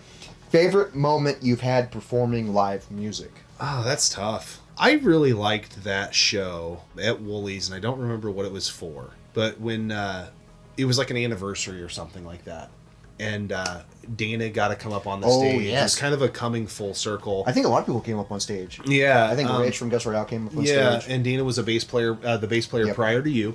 That was fun, and then I remember when I was in college and we started the whole thing. I remember thinking if we ever got to open for Local H, Oh, yeah. that would be it, man. I wouldn't need to ever play again. And we played for years and years and years and years after that. But looking back, the bands that we got to open for, Yeah, I think my favorite is opening up for Bad Flower. yeah, Like, because that Sold out. was my first sold out show I ever played Yep. at Woolies, which is one of my favorite venues in Des Moines. 850 people plus. Mm-hmm. So it was a crazy show. It was a weeknight, and Bad Flower was also one of my favorite bands. Yeah, so yeah. it was just like, dude, it was like I felt like I was on top of the world, and then the next day I had to go back to work, Yeah. and I was just like there's no worse day at work than after. a sold out Yeah, show, dude. yeah. The feel I can't even describe the feeling where you're just like king of the world, and then clocking in. Yeah, it yeah. just sucks. So that's probably mine. Do you guys still write, record, or play music currently? Record only on my phone. I'm always Hey, you're playing the noodling acoustic, around yeah. with something, but maybe we'll hit the studio this year or coming up. We'll That'd be see. fun. Another question that kind of relates to playing music is Robert, when was the last time you tickled your bass? And Wes, when was the last time you tickled your guitar? Dude, so you've been playing guitar kind of I haven't touched my bass in probably 2 years. Yeah. Well, I need, get your but chops I up. need to start playing it now because there's, Yeah, I hadn't plugged in and been electrified for quite a while, but I'm doing that again. But man, my acoustic, it depends. There are probably weeks where I play it 4 or 5 days a week, and then times I play it once a week. But I usually play guitar Yeah. on the regular. which is fun. And then the last one relating to the band, Thomas, does y'all's band have any music to stream on Spotify? And we do. We are on Spotify. I think we have 3 albums on Spotify. Yeah. All of our stuff that has been recorded is on Spotify. Hazer, Hazer. Check it out. Hopeless plug. Check out our cover of X's and O's. I think it's fantastic, and Ooh. no one's hardly ever listened to it. So We need to get a recorded version of Voices Carry. yeah, we do. I listened to that. There's a cover of Voices Carry we have on YouTube that's Yeah, phenomenal. and it's live. Moving on to some wrestling questions. We're slowly chipping through Yeah, this. we are. It's gonna be a long video. It's a Saddle long- up. it's a long video, but you know 7 what? years, you know. 7 years. We got a lot of shit to cover. We got a lot of stuff to talk about. I know Robert's a fan of Jake the Snake and Wes loves Raven. But my question is, who are your favorite pro wrestlers and why? My favorite pro wrestler ever. I do love Raven, so I'm glad that you picked up on that. But it is Bret the Hitman Hart. Yeah. Has been since I was a little kid. And even going back and watching his matches, I don't think anybody's ever done it better. What's the best there is, the better there was. Yeah, it's right there. But yeah, I still to this day I watch his matches and I'm just blown away. My favorite, you already answered it, Ryan, is Jake the Snake. I love his promos. We met him, and he was a hilarious guy. I just think he's silly. Yeah. He's done some weird matches. He definitely had a few matches where he's out of shape and all that stuff. But I think overall, I really liked his character. I like how he hated snakes, but that was his gimmick. Yeah. I especially like. His ring psychology was fantastic. Especially early on. And Jake is the reason that Stone Cold got 316. Yeah. So, that's kind of a big Yeah. deal, too. Yeah, yeah. So, Jake's probably my favorite. And then, what is your favorite wrestling game that does not use the Aki engine? Well, the SmackDown games don't use that. I mean, I think they were trying to mimic that a little bit. Is the Aki, that's N64? Yep. Yep. So, Those games are I would phenomenal. say Here Comes the Pain Yep. is probably up there. The first SmackDown, well, all the SmackDown versus Raw through 06 are really good. 07, I give a little bit of a ding because it switched the controls to the joysticks. But we play 06, I still love it. We play 06 and 07 a lot, Yeah. especially in multiplayer, just because it's easy in the roster and then stuff. WWE All Stars. Don't sleep on that one. Dude, All Stars is one of my favorite because it's so stupid. And then the later versions, most recent versions of the 2K games are pretty solid. Okay, I've never played those. So, moving on to Real Dirt Rich. Did I say that right? I don't know. Favorite video game soundtrack? Axiom Verge. That's a great one. Axiom Verge is up there. Batman on the NES is definitely up there. Donkey Kong Country. We've already mentioned it once. The Terminator, Sega CD. Oh yeah, really good. Dude, that soundtrack is amazing. Randy Woods. We got 2 time travel questions. Scud soundtrack. Ooh, the Scud soundtrack. Yeah. That's awesome. If you could go back, Randy Woods and Luke Gregory asked this. If you could go back and experience a game for the first time, forgetting everything about it, what game would it be? Man, I hate using the same answers, but Mike Tyson's Punch-Out. Whoa, you would forget about it? And go back and experience it for the first time again? If I could wipe the slate clean and That's a have wild answer. that feeling that I had when I was a little kid when I beat Tyson. Holy, you have to relearn everything. Yeah. I would love to erase my brain and play that again with a fresh brain. My first thought was just like a story-based game. No, yeah. So I was thinking Last of Us. Okay. Just because I remember I've only beaten it once, but we played it together, and I was so hooked by the story, and then just like the ending and all that stuff. Yeah. I still haven't seen the show yet, but like that would be a good one. Yeah. Or like Last of Us is probably what I'm thinking of. But I would. That's a wild answer. Yeah. Punch Out. Moving on. We're talking about conventions. Are you guys attending Siege this year or any other gaming conventions? It's up in the air. No on Siege, most likely. Yeah, if we ever would happen to get invited anywhere, potentially. But Mo GameCon, we're going to try making it too. There's a lot with the band stuff simmering in the background. That might take a... I've got a new position at work. Yeah, which is a lot of that's time. taking a lot of time. I'm going to be probably working 11, 12-hour days for the foreseeable future. So yeah, I don't know for sure. Usually we have this planned out, but we're just going to fly by the seat of our asses. Yeah, our schedules are weird. And then David Brinkman, what'd you pick up at MGC? And then any highlights worth mentioning for Midwest Gaming Classic. We picked up a decent amount. Decent, I mean like 6 games. Yeah. Not anything crazy. You picked up a Game Boy game. Yeah, Game Boy Ninja Gaiden Shadow, which I really wanted that. And I got Isolated Warrior on NES, which has been eluding me for a while. Not necessarily on the price front. I just haven't been able to find a good copy. So yeah, those were... And then we were only there for the day, Midwest Gaming Classic, but one thing that I always want to mention is the Nintendo World of Nintendo display. Oh, dude, that thing was so cool. It was really cool talking to the guy because this year it was 1993. Yep. I didn't realize last year was 1992, and there was a whole Zelda display. And one of my highlights is he got to let me hold the sword, the real battle sword, like the sword that was used in the Zelda commercial to promote A Link to the Past. Dude, he goes, "There's only 2 of these made, and some guy got this out of the dumpster." Wow. And he's like, "You want to hold it?" And I go, "Absolutely, Yeah. dude." Like that's really cool. It was awesome. Next up, Asher Runfield asked, favorite other gaming YouTube channel? That's a tough one. I watch a lot of it. That definitely is. Man, I really love right now. I've been enjoying a lot of the Pixel Plus stuff. Pixel Plus stuff is good because I can just listen to. Yep. But then also, lately I've been watching a lot of Legally Insane Gamer. Oh, me too. Yeah. Dude. Yeah. I love that guy, man. He is freaking hilarious. I don't know what it is about that dude's sense of humor that just tickles my fancy. Cool. And then sometimes you can tell. He doesn't break, but you can tell when he's like, "Oh, that's funny," and he like really dives in. I mean, in the way he sets up his jokes it's probably not for everybody, but he'll say stuff like, "I need you to stop right now, and go grab if you own one, go grab your gun, and once you have your gun, put 6 bullets in the chamber." Because the game I'm about ready to tell you about is going to make you want to blow your balls off. And I'm just like, what? And I'm like, what? Yeah, that's such a long setup. Yeah. And his delivery Oh, is... yeah, dude, he's freaking... He's hilarious. So that's a really good point. But I've been watching a lot of Pixel Plus just because I don't have a lot of time to watch, so I like to listen. Yeah. So it's a great thing to listen to. Moving on, we got some hidden gem questions. Best hidden gem on the Super Nintendo. Super Nintendo, man, that is tough. Dang. What's that? Total Carnage? Is that? I don't know if that's not really a hidden gem. Like, I'll pull a couple bad games that I think are fun. The Chester Cheeto game. Oh yeah, there's 2 of them, but it's bad. It's bad. It's bad. Yeah. I don't know on that. Yeah, it's a hidden gem. We don't have a lot. Chaos in the Windy City. I do like that Michael game. Jordan. Oh, that's a little bit bad. Man, I gotta look. I apologize. Just on the spot. Run Saver's pretty solid. Run Saver, yeah. Man, mostly we have stuff everyone's probably heard of. Yeah. And then a follow-up, sorry to not answer your question, is Hidden Gem on the Genesis.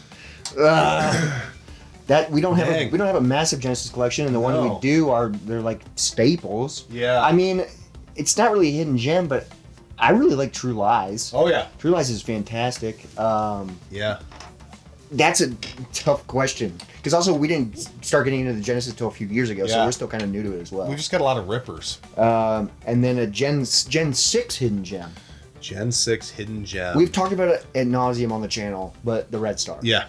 I think that's my first gut instinct answer. That game is phenomenal. Yeah. That's a game that we still need to freaking beat. Yeah. We've been slowly chipping through it. Yeah, we're right at the end. We're right at the end, but it gets really hard, and that game is really cool.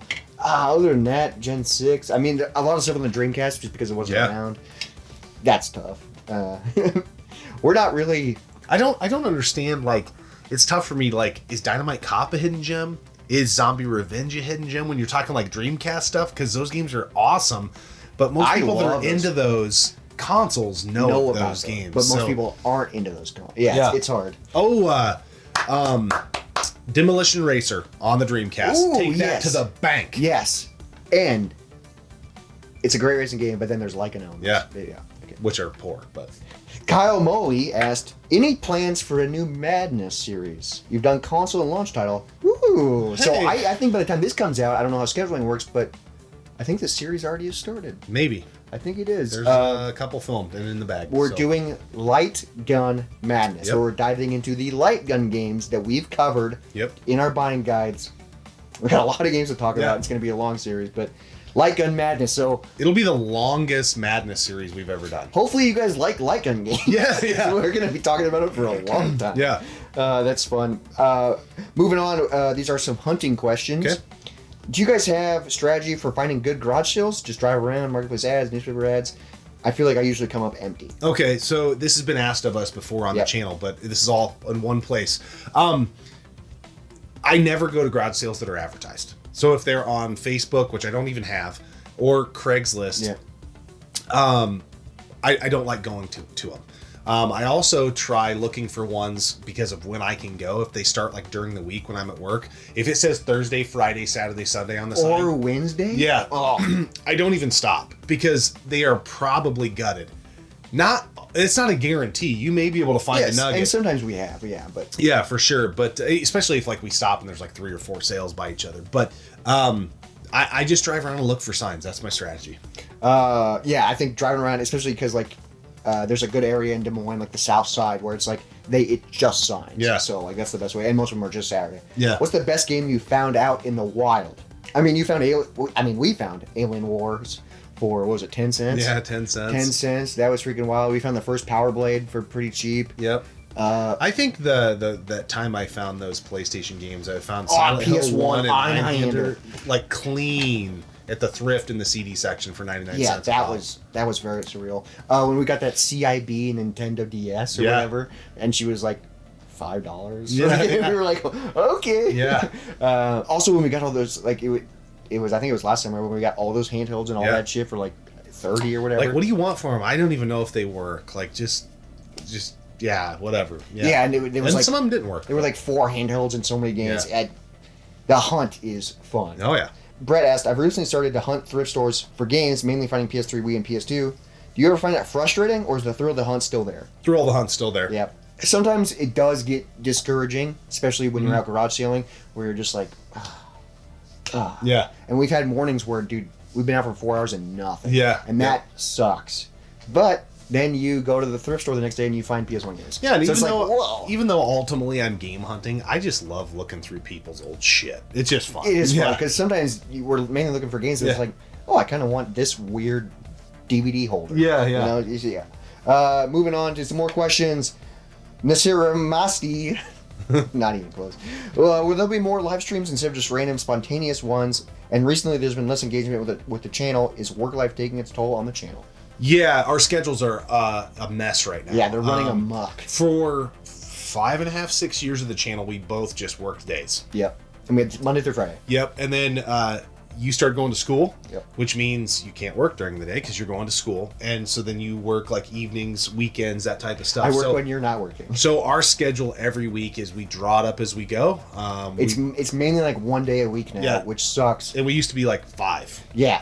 When we started the channel, it was almost every day. Yeah. So we literally every Sunday night we live stream. So like we do want to live stream more because we miss live streaming. Yep. But like it's just like it's tough because it's like, well, we got to film content and we got to do this Yep. and like we got to, and then we're also trying to just play games. Yeah, So, yeah. So it's tough. I think we'll get to a pocket. I mean, you're going to get through school, and things will level out eventually. But it's right now yeah. it's just flying we're blind. trying to figure out a way to live stream more, but we're figuring it out. We got a few 24-hour live stream questions. Ryan says, do you enjoy your 24-hour live streams every September? Absolutely, Dude. one of the best parts of the year. It's so fun, but so exhausting. Yeah, Like the amount of delusion you start to get towards the end, or at least me, I start to go crazy. Yeah. But it's fun. And then Levitating Pigeon asked, do you have any information or sneak peeks into the game schedule for the next 24-hour stream? And what's your favorite live stream memory? So game schedule, we don't. we use like a week out. We figure it out. We plan it like the night. Yeah. And then favorite live stream memory, I don't know if you mean 24-hour or just in general. We've had a lot of them. Yeah.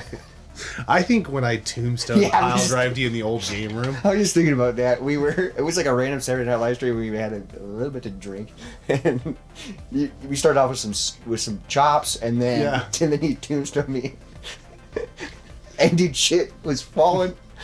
Yeah. It was out of control. Here we go.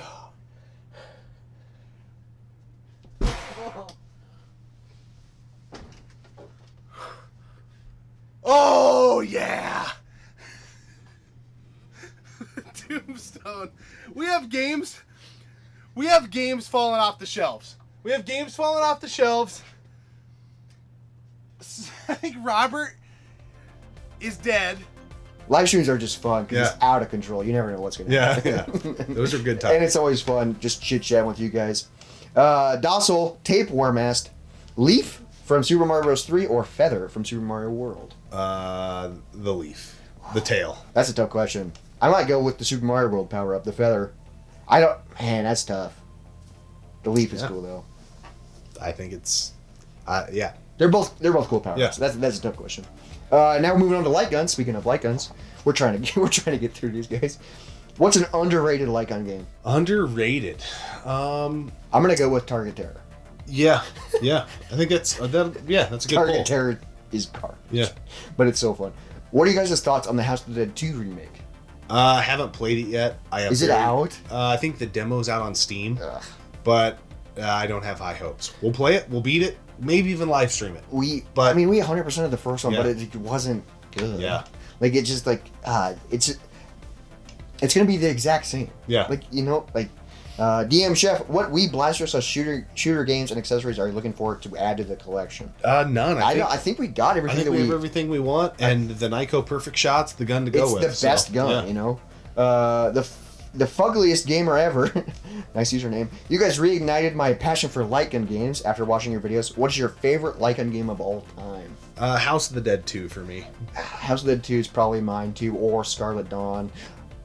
House of the Dead in general. Yeah. I'm just gonna go House of the Dead in general Yeah. because Overkill. That's what started the channel. Mm-hmm. Overkill is incredible. And then Punisher Guerrero. What's your favorite light gun game, and also your favorite light gun to use? So favorite light gun game we already talked about.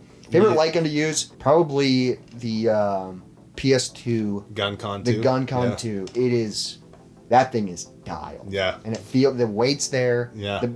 The GunCon 1 is great. The GunCon 3 is great, but just the GunCon 2 Yeah. is just. I would agree. I think it's one of the best. And the Nyko Perfect Shots are great, but those are different types of light guns, Yeah. and they're on the PS3 and Wii. But yeah. Moving on. Tidbit Retro, best licensed NES game besides Batman or DuckTales. Ooh, that's a good pull. Licensed. Probably, is it Gremlins 2? Yeah. Ooh, Gremlins 2 is a good pull. That might be my answer too. Yeah. I can't really think of any other Yeah, licensed no, games. just of the stuff we have. G.I. Joe, Real American Hero. Ooh, is G.I. pretty Joe- solid. G.I. Joe. Kind of has some annoying parts. Felix the Cat's good. Ooh, yeah, Felix the Cat. That was a recent pickup. Yeah. Yeah, I think Gremlins 2, that's a great one. Yeah.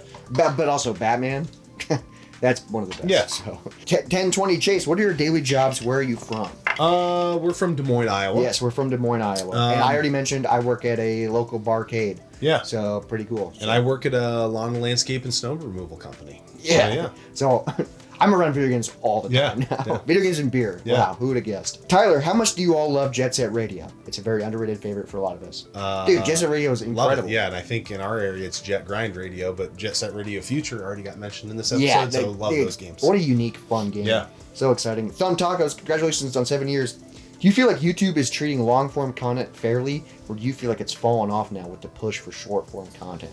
I personally can't stand short form content. I'm not a huge fan of short form content, but I don't know what fairly means. I definitely feel like short form is the new. That's what people are watching. Yep. Because of TikTok, Instagram Reels, YouTube Shorts. Yep. It's just like, but also I hate it. Yeah, I don't hate it. I just think if you really want to scale and grow your brand, you have to have presence in every aspect of social media. Which is almost And it's impossible. at least for us, there's no desire there to do that and play that game, but I understand the game. I mean, we've tried to. You've been doing shorts for a while. Yeah. It's just, and I will do some more when I feel it. yeah. It's just, it's doing content can be a full-time job. Like, yeah, for sure. And I already know what we need to do, but I don't necessarily want to do it. I know we should go through all 700-800 videos, however many we have now, and just clip them. and clip the shit out of them, add text to them, and do all that. And I'm like, I know it would really, really do. and it would help the channel. Yeah, but but it's just like, oh my god. I'm just Yeah. like, I don't want to do that. I want to keep this fun. Yeah. Moving on, Lee Digital Live. What's your favorite Mega Man game on the NES? 2. I'd probably go with 2 as well, but to be honest, I've never beat any of the NES games. Just saying. Yeah. Moving on. These are Nintendo Switch 2 questions. Will you guys be pre-ordering this Nintendo Switch 2 and giving us a first impression special unboxing video? I'll pre-order it if I can. She's getting real fast. I don't know. I mean, by the time we would get to it and get the video out, everyone will have unboxed it. Yeah, It we've does already it talked about our full-time. schedule. Yeah. Yeah. So probably not the unboxing piece, but I do want to get it. I Yeah. would like to have it right when it comes out. Thoughts on the Switch 2 physical carts? I'm glad it plays physical cards. Yeah, I've heard that it's all like it's like a download Yeah. code, but it's like That's where we're going. Yeah, you that's know? where we're I going. don't love it, but it's not going to deter me from wanting to be a part of the deal. do you plan on getting a Switch 2 at launch? We're going to try to. And are you both excited for Donkey Kong Bonanza? Yeah, that game absolutely. That game looks great. And then Wade, what are you most looking forward to with the Switch 2? What are your expectations with the console? And do you think it will be as successful, or more successful than the Switch? I think it will be successful, but I think it's going to be far less successful if you're going off of sales numbers. Yeah, I think it's going to do less than the Switch itself, just because it's called the Switch 2. Yeah. Parents, grandparents are going to be confused by it again because it's another Wii U situation. Yeah. I am excited for it, but it basically is just an upgrade. Yeah. Like, it just seems like the same console and it's an upgrade. Yeah. So it's like, yeah. I think it's going to be fun, and like, Feels just odd. It feels odd. It feels Something odd around it coming- feels odd, and especially coming from Nintendo. Like, maybe we're dead wrong, but something just feels like Nintendo's always innovating, and every console's vastly different than the one before. and now they're just not. But I guess like that's what everybody's doing now Yeah. because they know what makes money. But it's like Nintendo was like our last hope. You know? Yeah. So we'll see. I don't know. IB Cat asked, do you guys share any other hobbies besides video games and beer? Do you plan to make another channel with it? Best of the best, guys. We share a lot of hobbies. Like, we Yeah. already talked about music, the band. Yeah. We also love movies. Yep. We share a lot of hobbies. Yeah. Wrestling. Yeah. Like, Yeah. Making another channel, probably not. Yeah. I think this is the one we can do most of what we want to do in some form or fashion. Maybe so. if like this one takes off and we're doing it full time, and it's like, okay, Yeah. then we'll Yeah, start who this. knows? But yeah, I think that's why we get along so well. Is we like the same shit. Yeah. We like stupid shit. Top 10 co-op beat 'em ups. I don't know if we can do a top 10, but I'm just gonna list my favorites. Punisher. Yeah, Punisher's love up that. Streets of Rage 2, Yep. Turtles in Time, Hyperstone Heist, I already mentioned like for arcades, you know, Simpsons, Final X-Men. Fight 2 and 3. Yeah. Um, I don't know. Yeah. Co-op beat 'em ups are just they're fun. Yeah, they're for sure. They're fun. Michael Frank asked, I appreciate all the videos focused on arcade-like games. Then he has a lot more to talk about. My question is non-gaming related though. If you were to make a top 5 album list, what would they be? Top 5 albums. Wow. Dang. That is really tough. I'd probably, I don't know what order. Whatever happened to PJ Souls? Yep, that's one of my favorite. Local That's H. one of my favorite albums of all time. The first Foo Fighters album. Ooh. Three Leg Dog by Alice in Chains. Okay. Self-titled album. In Utero. Kerosene Hat by Cracker. Oh, that's tough. I'd probably go Whatever Happened to PJ Souls. Probably go to Wasting Light by the Foo Fighters. A Lil Dicky's first album, Professional Rapper. I love that album. Okay. It's so good. Albums are tough. That's really tough because I collect records, so I Yeah. listen to a lot of albums. It's a tough question. Oh man, that is. Electric Light Orchestra. I can't remember what the name of the album is, but there's a lot of good hits on it. I think the album's called Discovery. I think Okay. that's a great album. I can't think of any others right now.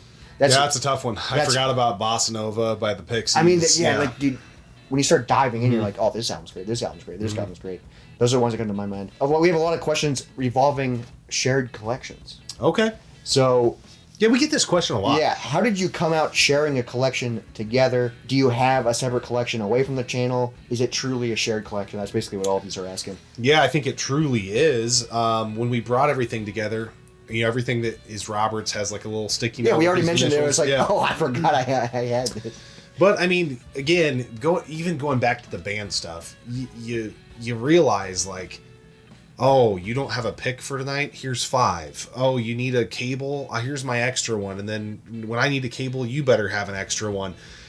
It really is like a situation like, just grab a game, take it, go play it, you know, or whatever. Yeah, it's just- and you got this game at your house and I want to play it, let me borrow it. I don't know. It's not a concern for us. People are like, well, what happens if even if we stopped the channel, I guarantee we're still going to be friends and hanging out. So we know where the stuff is.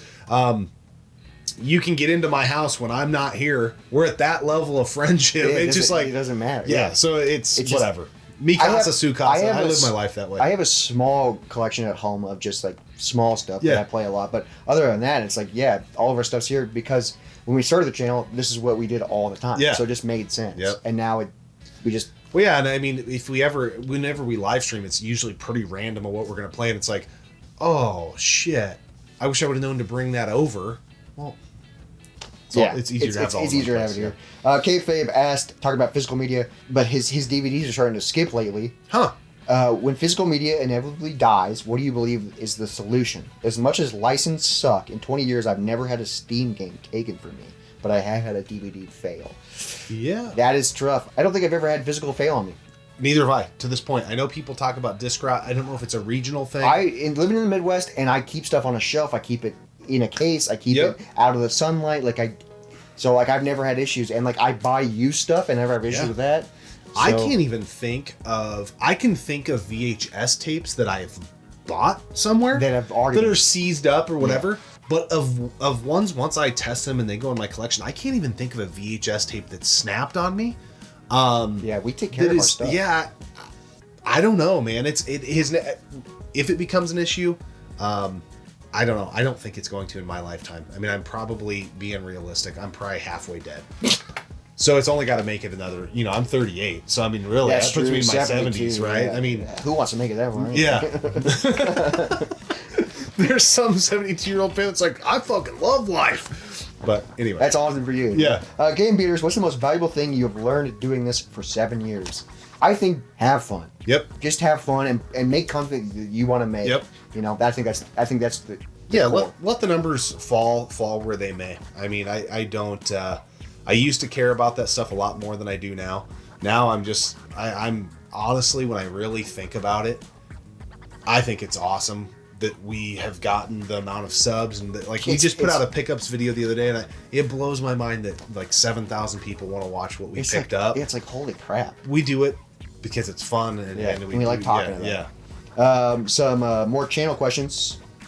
Susan asked, what have been some of the toughest challenges with doing the channel? Probably just time. Probably just, yeah, time and scheduling as of late. Yeah. Other than that, like we talked about, it's pretty easy. Yeah, It's pretty fun. Yeah. Was there ever a point where either one of you were burnt out from doing YouTube or it felt like it wasn't fun anymore? I mean, it's been frustrating with all the drama stuff we've talked about, but like other than that, like I don't know, we talk about different things every week, so yeah, it's like it's a weird thing. Like usually once we get going, it's game time. yeah. You know, like Sometimes you get off work and you're like, I don't want to do anything. yeah, there's that kind of drive home, but it's like I don't know, man. Once we're in here and we're rolling, I'm never sitting here like Yeah, this sucks. Yeah. No, it's fun. Yeah. And Leader Lee, what is your least favorite thing about being a content creators? Probably just all the freaking stuff you have to do being a content creator, like social media and like trying to keep up with shorts and like you kind of have to play the game even though we don't really play the game, but you have to.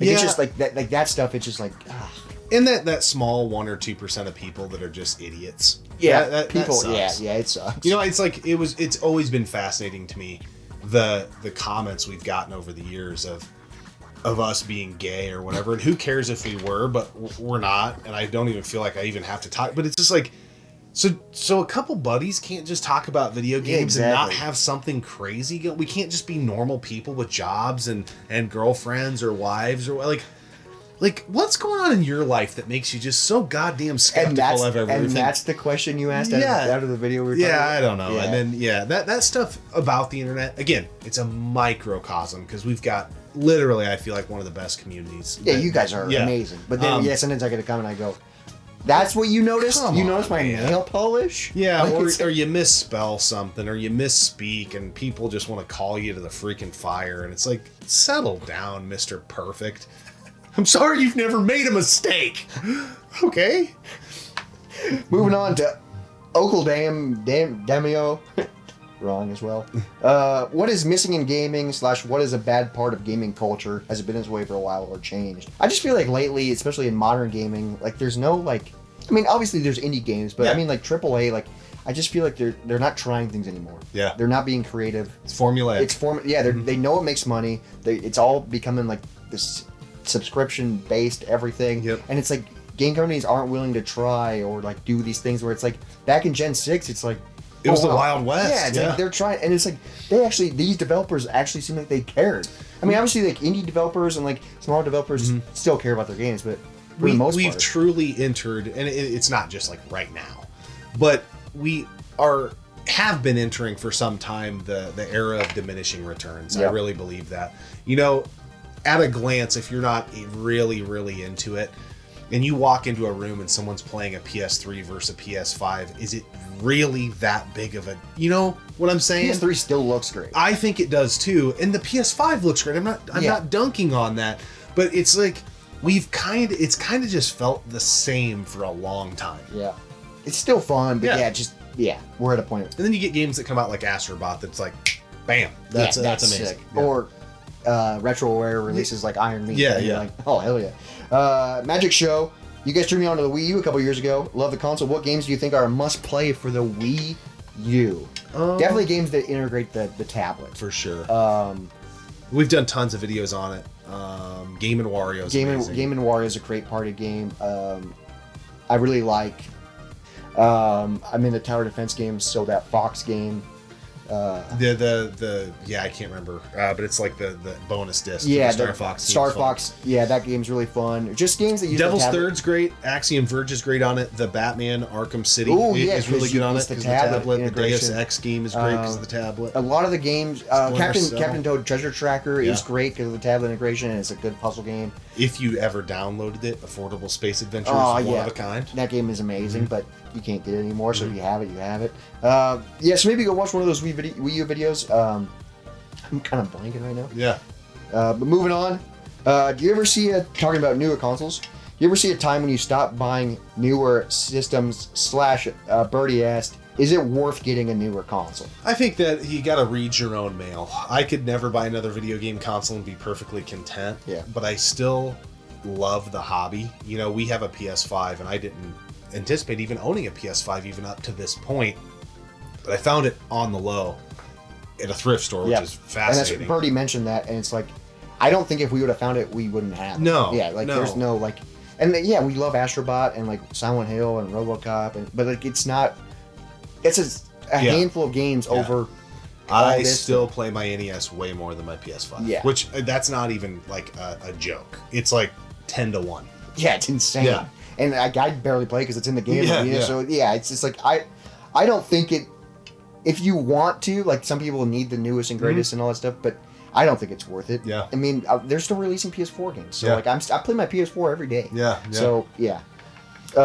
Moving on, a lot of people asked this question: why did we quit doing, or please bring back the intro video? Yeah. A lot of people asked about this. Yeah. That's weird. I didn't know you guys liked it that much. Yeah. I think we got rid of it just because we quit doing a stand-up intro and we just got straight to the point because we were watching numbers on analytics on Yep. YouTube and doing intro. People can't pay attention to intros.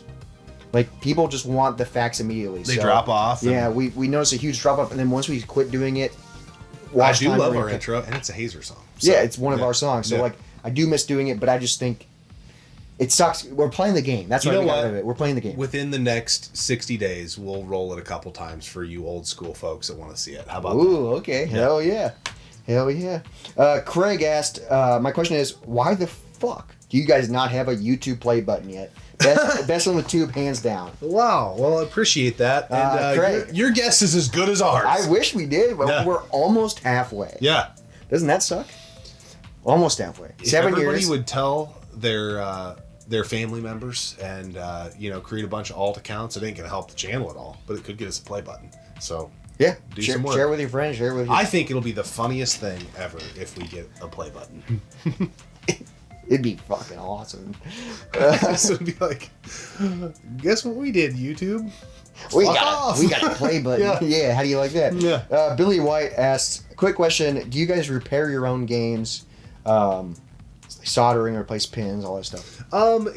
Yes and no. I would say at a fairly basic level. I've got a soldering clean, iron. yeah. I can do some basic stuff. I replace pin sets quite a bit. I'll repad controllers. I got a really good friend who's been on the channel before that I did a pin set for him recently on his NES.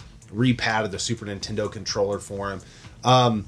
So I feel really good dicking around with that stuff on the cartridge-based Yes. consoles. Once it gets to disc-based stuff, It gets a lot more I complicated. can do it. I have done it.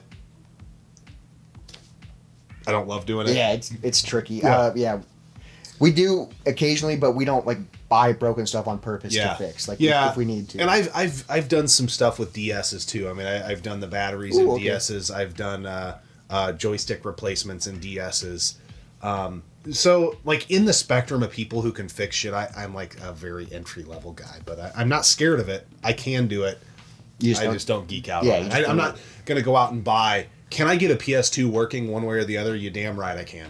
I'm not gonna go buy five a bunch of PS2s broken and PS just work yeah. on fixing them. I don't You're love not doing it. You're not a trinker. Or whatever. Yeah. I mean, and I get it. It can be fun, but it's one of those weird things. Once I've done it once, I'm just kind of like, okay, Okay. I figured it out. I just want to play. Yeah, it's fun the first time, but then it's like another PS3 disc drive. No, I'm just gonna transfer everything over to a new PS3. Yeah, I don't roll. want to do Yeah. this. Just Zombie asked, what's the biggest reason that you pull the plug and sell/trade a game? As a collector, I know it can be difficult. I don't like having doubles of stuff. Yep. Meaning like multiplats, for sure. And then I really focus on what I'm going to play it on. And there was a short I did that I got a little bit of flack on when I was talking about, like, when do you sell something in your collection? And for me, I sold all my original DS Castlevania games. Yep. Here's my thinking.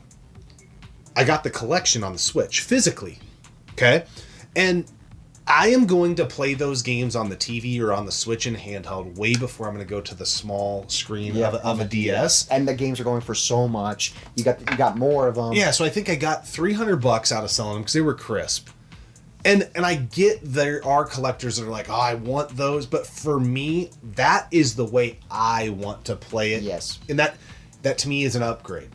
And a lot of the stuff we already talked about, like for purging and stuff, is if it's on the shelf and we don't play it, we're gonna get rid of it. Yeah. Like it's like we want to have games that we're going to play. It's a curated collection. Yeah. You're not going to go through, and there is no rhyme or reason to the consoles we have stuff on, other than, other than we like it. Well, and sometimes it has nothing to do with how much we like or don't like a console. If we have it on PS2, Xbox, and GameCube, we're keeping the Xbox one. Does that mean it's better than those three? No, but we can get more out of the GameCube and PS2 one. They're worth more. And most of the time, not all of the time, the Xbox one's going to probably perform better, and we can then take the money from that and buy other stuff for the buy other stuff that we want. But also, we have like weird subsets too in collecting, where it's like, oh, we have all the NBA Street games, but one of them's on PS2, one's on Xbox, and one's on GameCube. So it's like we have them all, just on different consoles. So we just it's very random, but I hope that answers the question. That's really how we think about it. Michael Lee, he found us watching the Mega Man 11 review. Wow, he's been watching us forever. That's old. Question junk. That video's junk. I think Mega Man 11. Yeah, maybe that one. Yeah. One franchise for each of you that you want a sequel for / one franchise that you wish never got a sequel. Who the never wish a sequel is gonna throw me probably for a little bit. A franchise that I want a sequel for is just any of the Valve games. Yeah. Can we get a third? Can we get a third Portal? Can we get a third Left 4 Dead? Can we get a third Half-Life? Half-Life. Like, it's like, what are we doing, Valve? Yeah. Where is it? Yeah, F-Zero comes to mind. Oh, F-Zero for sure. Yeah. We're long overdue for a Punch-Out. But game that got a sequel. I'm trying to think of a sequel that I absolutely hated. I mean, we had kind of a video idea in the books of like sequels that are way different. Yeah. So like I remember when they released a Contra, whatever it was, Rogue Core, and it's like that's not the sequel we wanted. It's different, but I honestly didn't hate that game. A lot of people really hated it. Yeah. So like I think about like Parasite Eve and Parasite Eve 2. They're vastly different, and people that love the first game, which I do, will throw shade at the second game, but the second game's really good too. Oh, is it? Okay, but just different. Yeah. Yeah, so that's a really intriguing question. There's been a few of those that have just kind of stumped me. So great job. Yeah, great job, and we're not going to answer it. Captain Algebra, who are the tag team champs of retro gaming? GOTG or the Mega Powers? The Mega Powers. Hands down. I would love to bust your balls, Captain. And I love busting your balls and Dan's balls. So I guess what I'll say is Robert has beat you in a cage match. Yeah, I have. Okay, don't forget. So let's not forget that. Yeah, okay. But no, all jokes aside, and that's not a joke, that's actually a fact. Yeah, that's real. In a wrestling game that he had barely ever played. Yeah!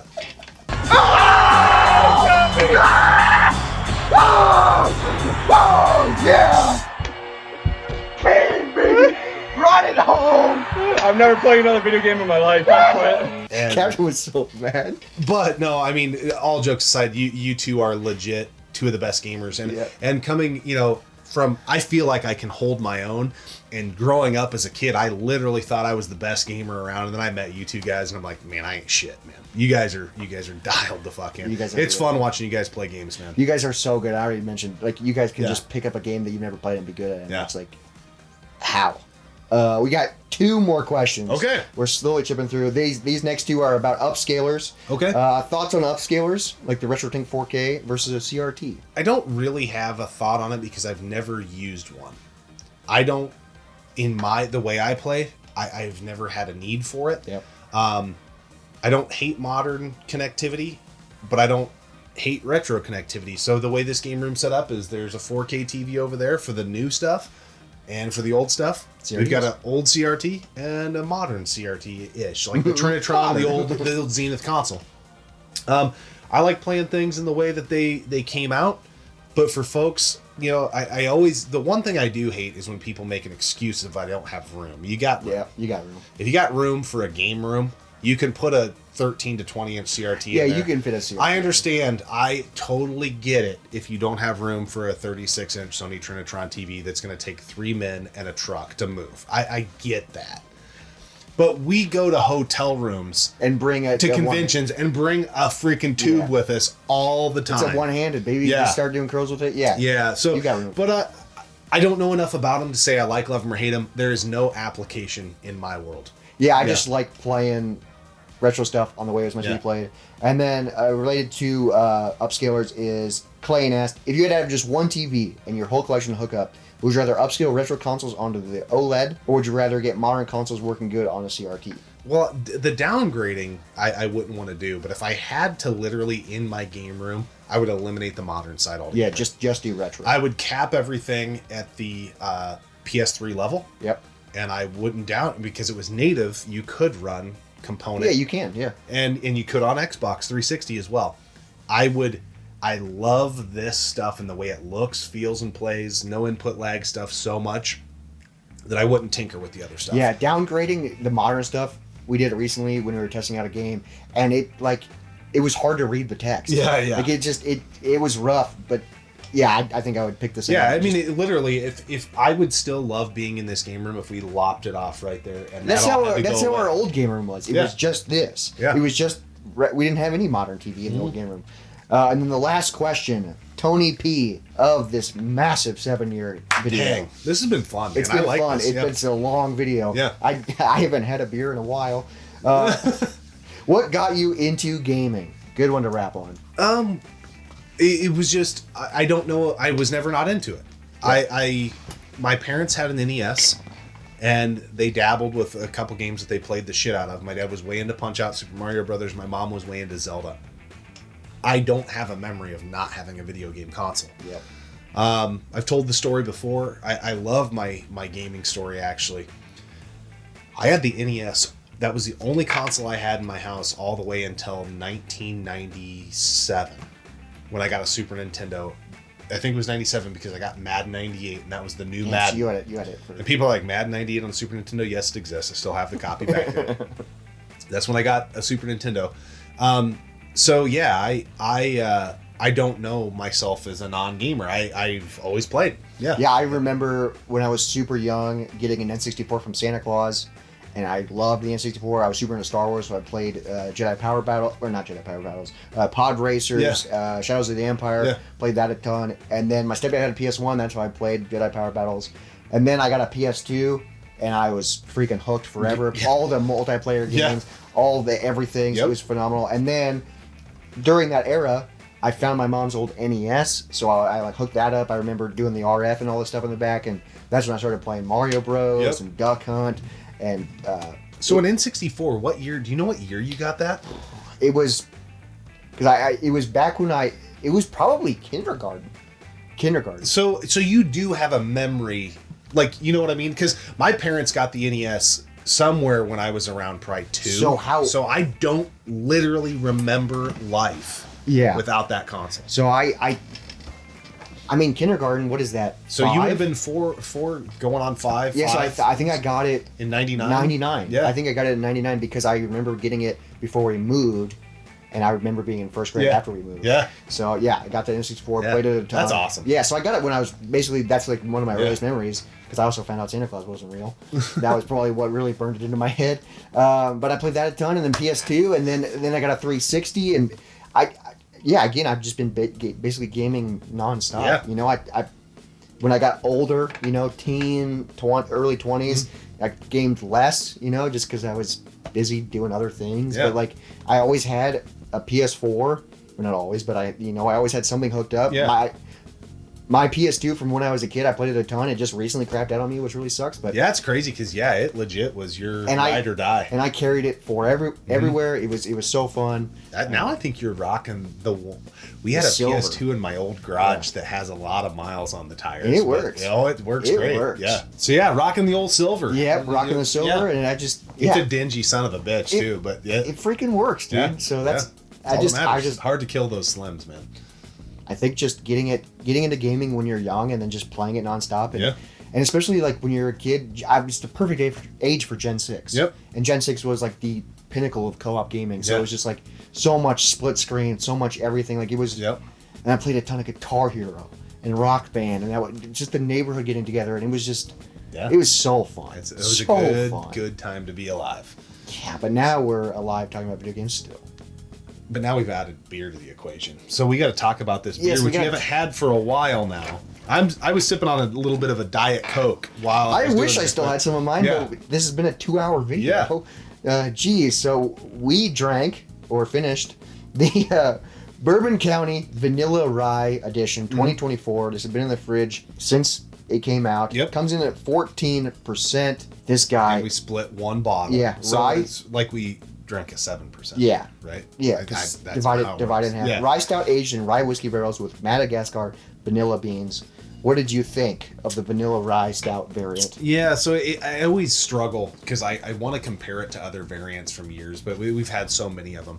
But this is so good. The length and duration of this flavor profile is fantastic. Oh, yeah. It is like a 10-second cascade of flavor. So it comes into the mouth and it's like a barrel-aged Bourbon County stout, almost like the traditional. And then it just like cascades into this long vanilla run. Very rich. Vanilla. Finishes with a little bit of that. If you've drank rye whiskeys, it finishes with a little bit of that on the finish. Yeah. But wow, it's really good, and I'm glad we saved it for this video. I drank mine way too quick. I wish I would have had some left for the end, but this beer was so good. It literally tasted like my first sip of it, because it was cold out of the fridge. Tasted like melted vanilla ice cream, like French vanilla ice cream, but like very rich. Yeah. And I was just like, oh, and then like I got goosebumps, and like the flavor did linger, and like, oh man, I want more of it now. When Like a beer gives you goosebumps. Yeah, when it gives you the gooses. Yeah. You get a little loosey. Yeah. And the goose is loose. This beer was incredible, and I wish I had more of it. I agree. Man, what an awesome run. And the thing is the run isn't done. We're still running. We're still running. We're chugging. Yeah, I just want to thank anybody that stuck around for the length of this video, because a video this long is for you. It's not for the algorithm. It's not for YouTube. This is gonna be one that performs like and that. you know, anybody that's new, old, when I say that, not new like born or old in age, I mean who's been around the channel for the 7 But years. also if you're new or old. But even the new folks, we appreciate it. It's fascinating to me. We do old school gaming content, and it's not the hottest trick in town. It's not. But you know, like questions about the Switch 2 unboxing, you're not going to probably get a lot of Switch 2 stuff out of us. We will when we want to talk about it. It may be 6 months after the fucking thing comes out. We don't chase trends. We don't chase clicks. We love clicks. We love people watching, but if you don't, that's okay. That is okay. Yep. We just do what we want to do, and we like to have fun. And you know what? We'll follow up. We put out the biggest video we've ever done tomorrow, and we're going to follow that up with a turd. That's a no-death run of something that's going to get 500 views, and we don't really care. And that's what we do. And that's what we're going to keep doing. Yeah. we're just like, oh, what are we doing this week? Okay, what about next week? What are we doing this week? Yeah. What about that? Like, it's just like all over the board. So that's just kind of fun, and I think people that watch the channel like that. It's like, oh, every week it's going to be kind of different. Yeah. I mean, obviously, we do mini-series, so it's like, okay, you can kind of expect maybe this is going to be in the mini-series, this is going to be in the mini-series. But other than that, you know, we're just like, what do you want to talk I'm about? excited. We have a lot of fun stuff in the hopper that I'm excited to do because, you know, you got to take some negativity and turn it into a positive thing. We did our most expensive series, and you know what we got told? You guys are just flexing on YouTube, dude, and showing up. So now guess what we're going to do? We're going to reverse engineer that son of a bitch, and we're going to do our top 10 least expensive games on every console we collect for. Games. You've already mentioned we've got a Madness series coming out. So, yeah, the content may be a little more sparse. We might not get live as much as we want to, but eventually we will. Yep. And per usual, we appreciate you tuning in and subscribing to the channel. And you know what? Who knows? Maybe we run this thing another 7 years. Oh, 14 years. As long as we're having fun. Yeah. Who knows? I mean, it's hard to complain. Yeah. When you're talking about video games and drinking beer. What else can you do? I mean, What else can you do? I mean, life's rough. We'll catch you guys on the next.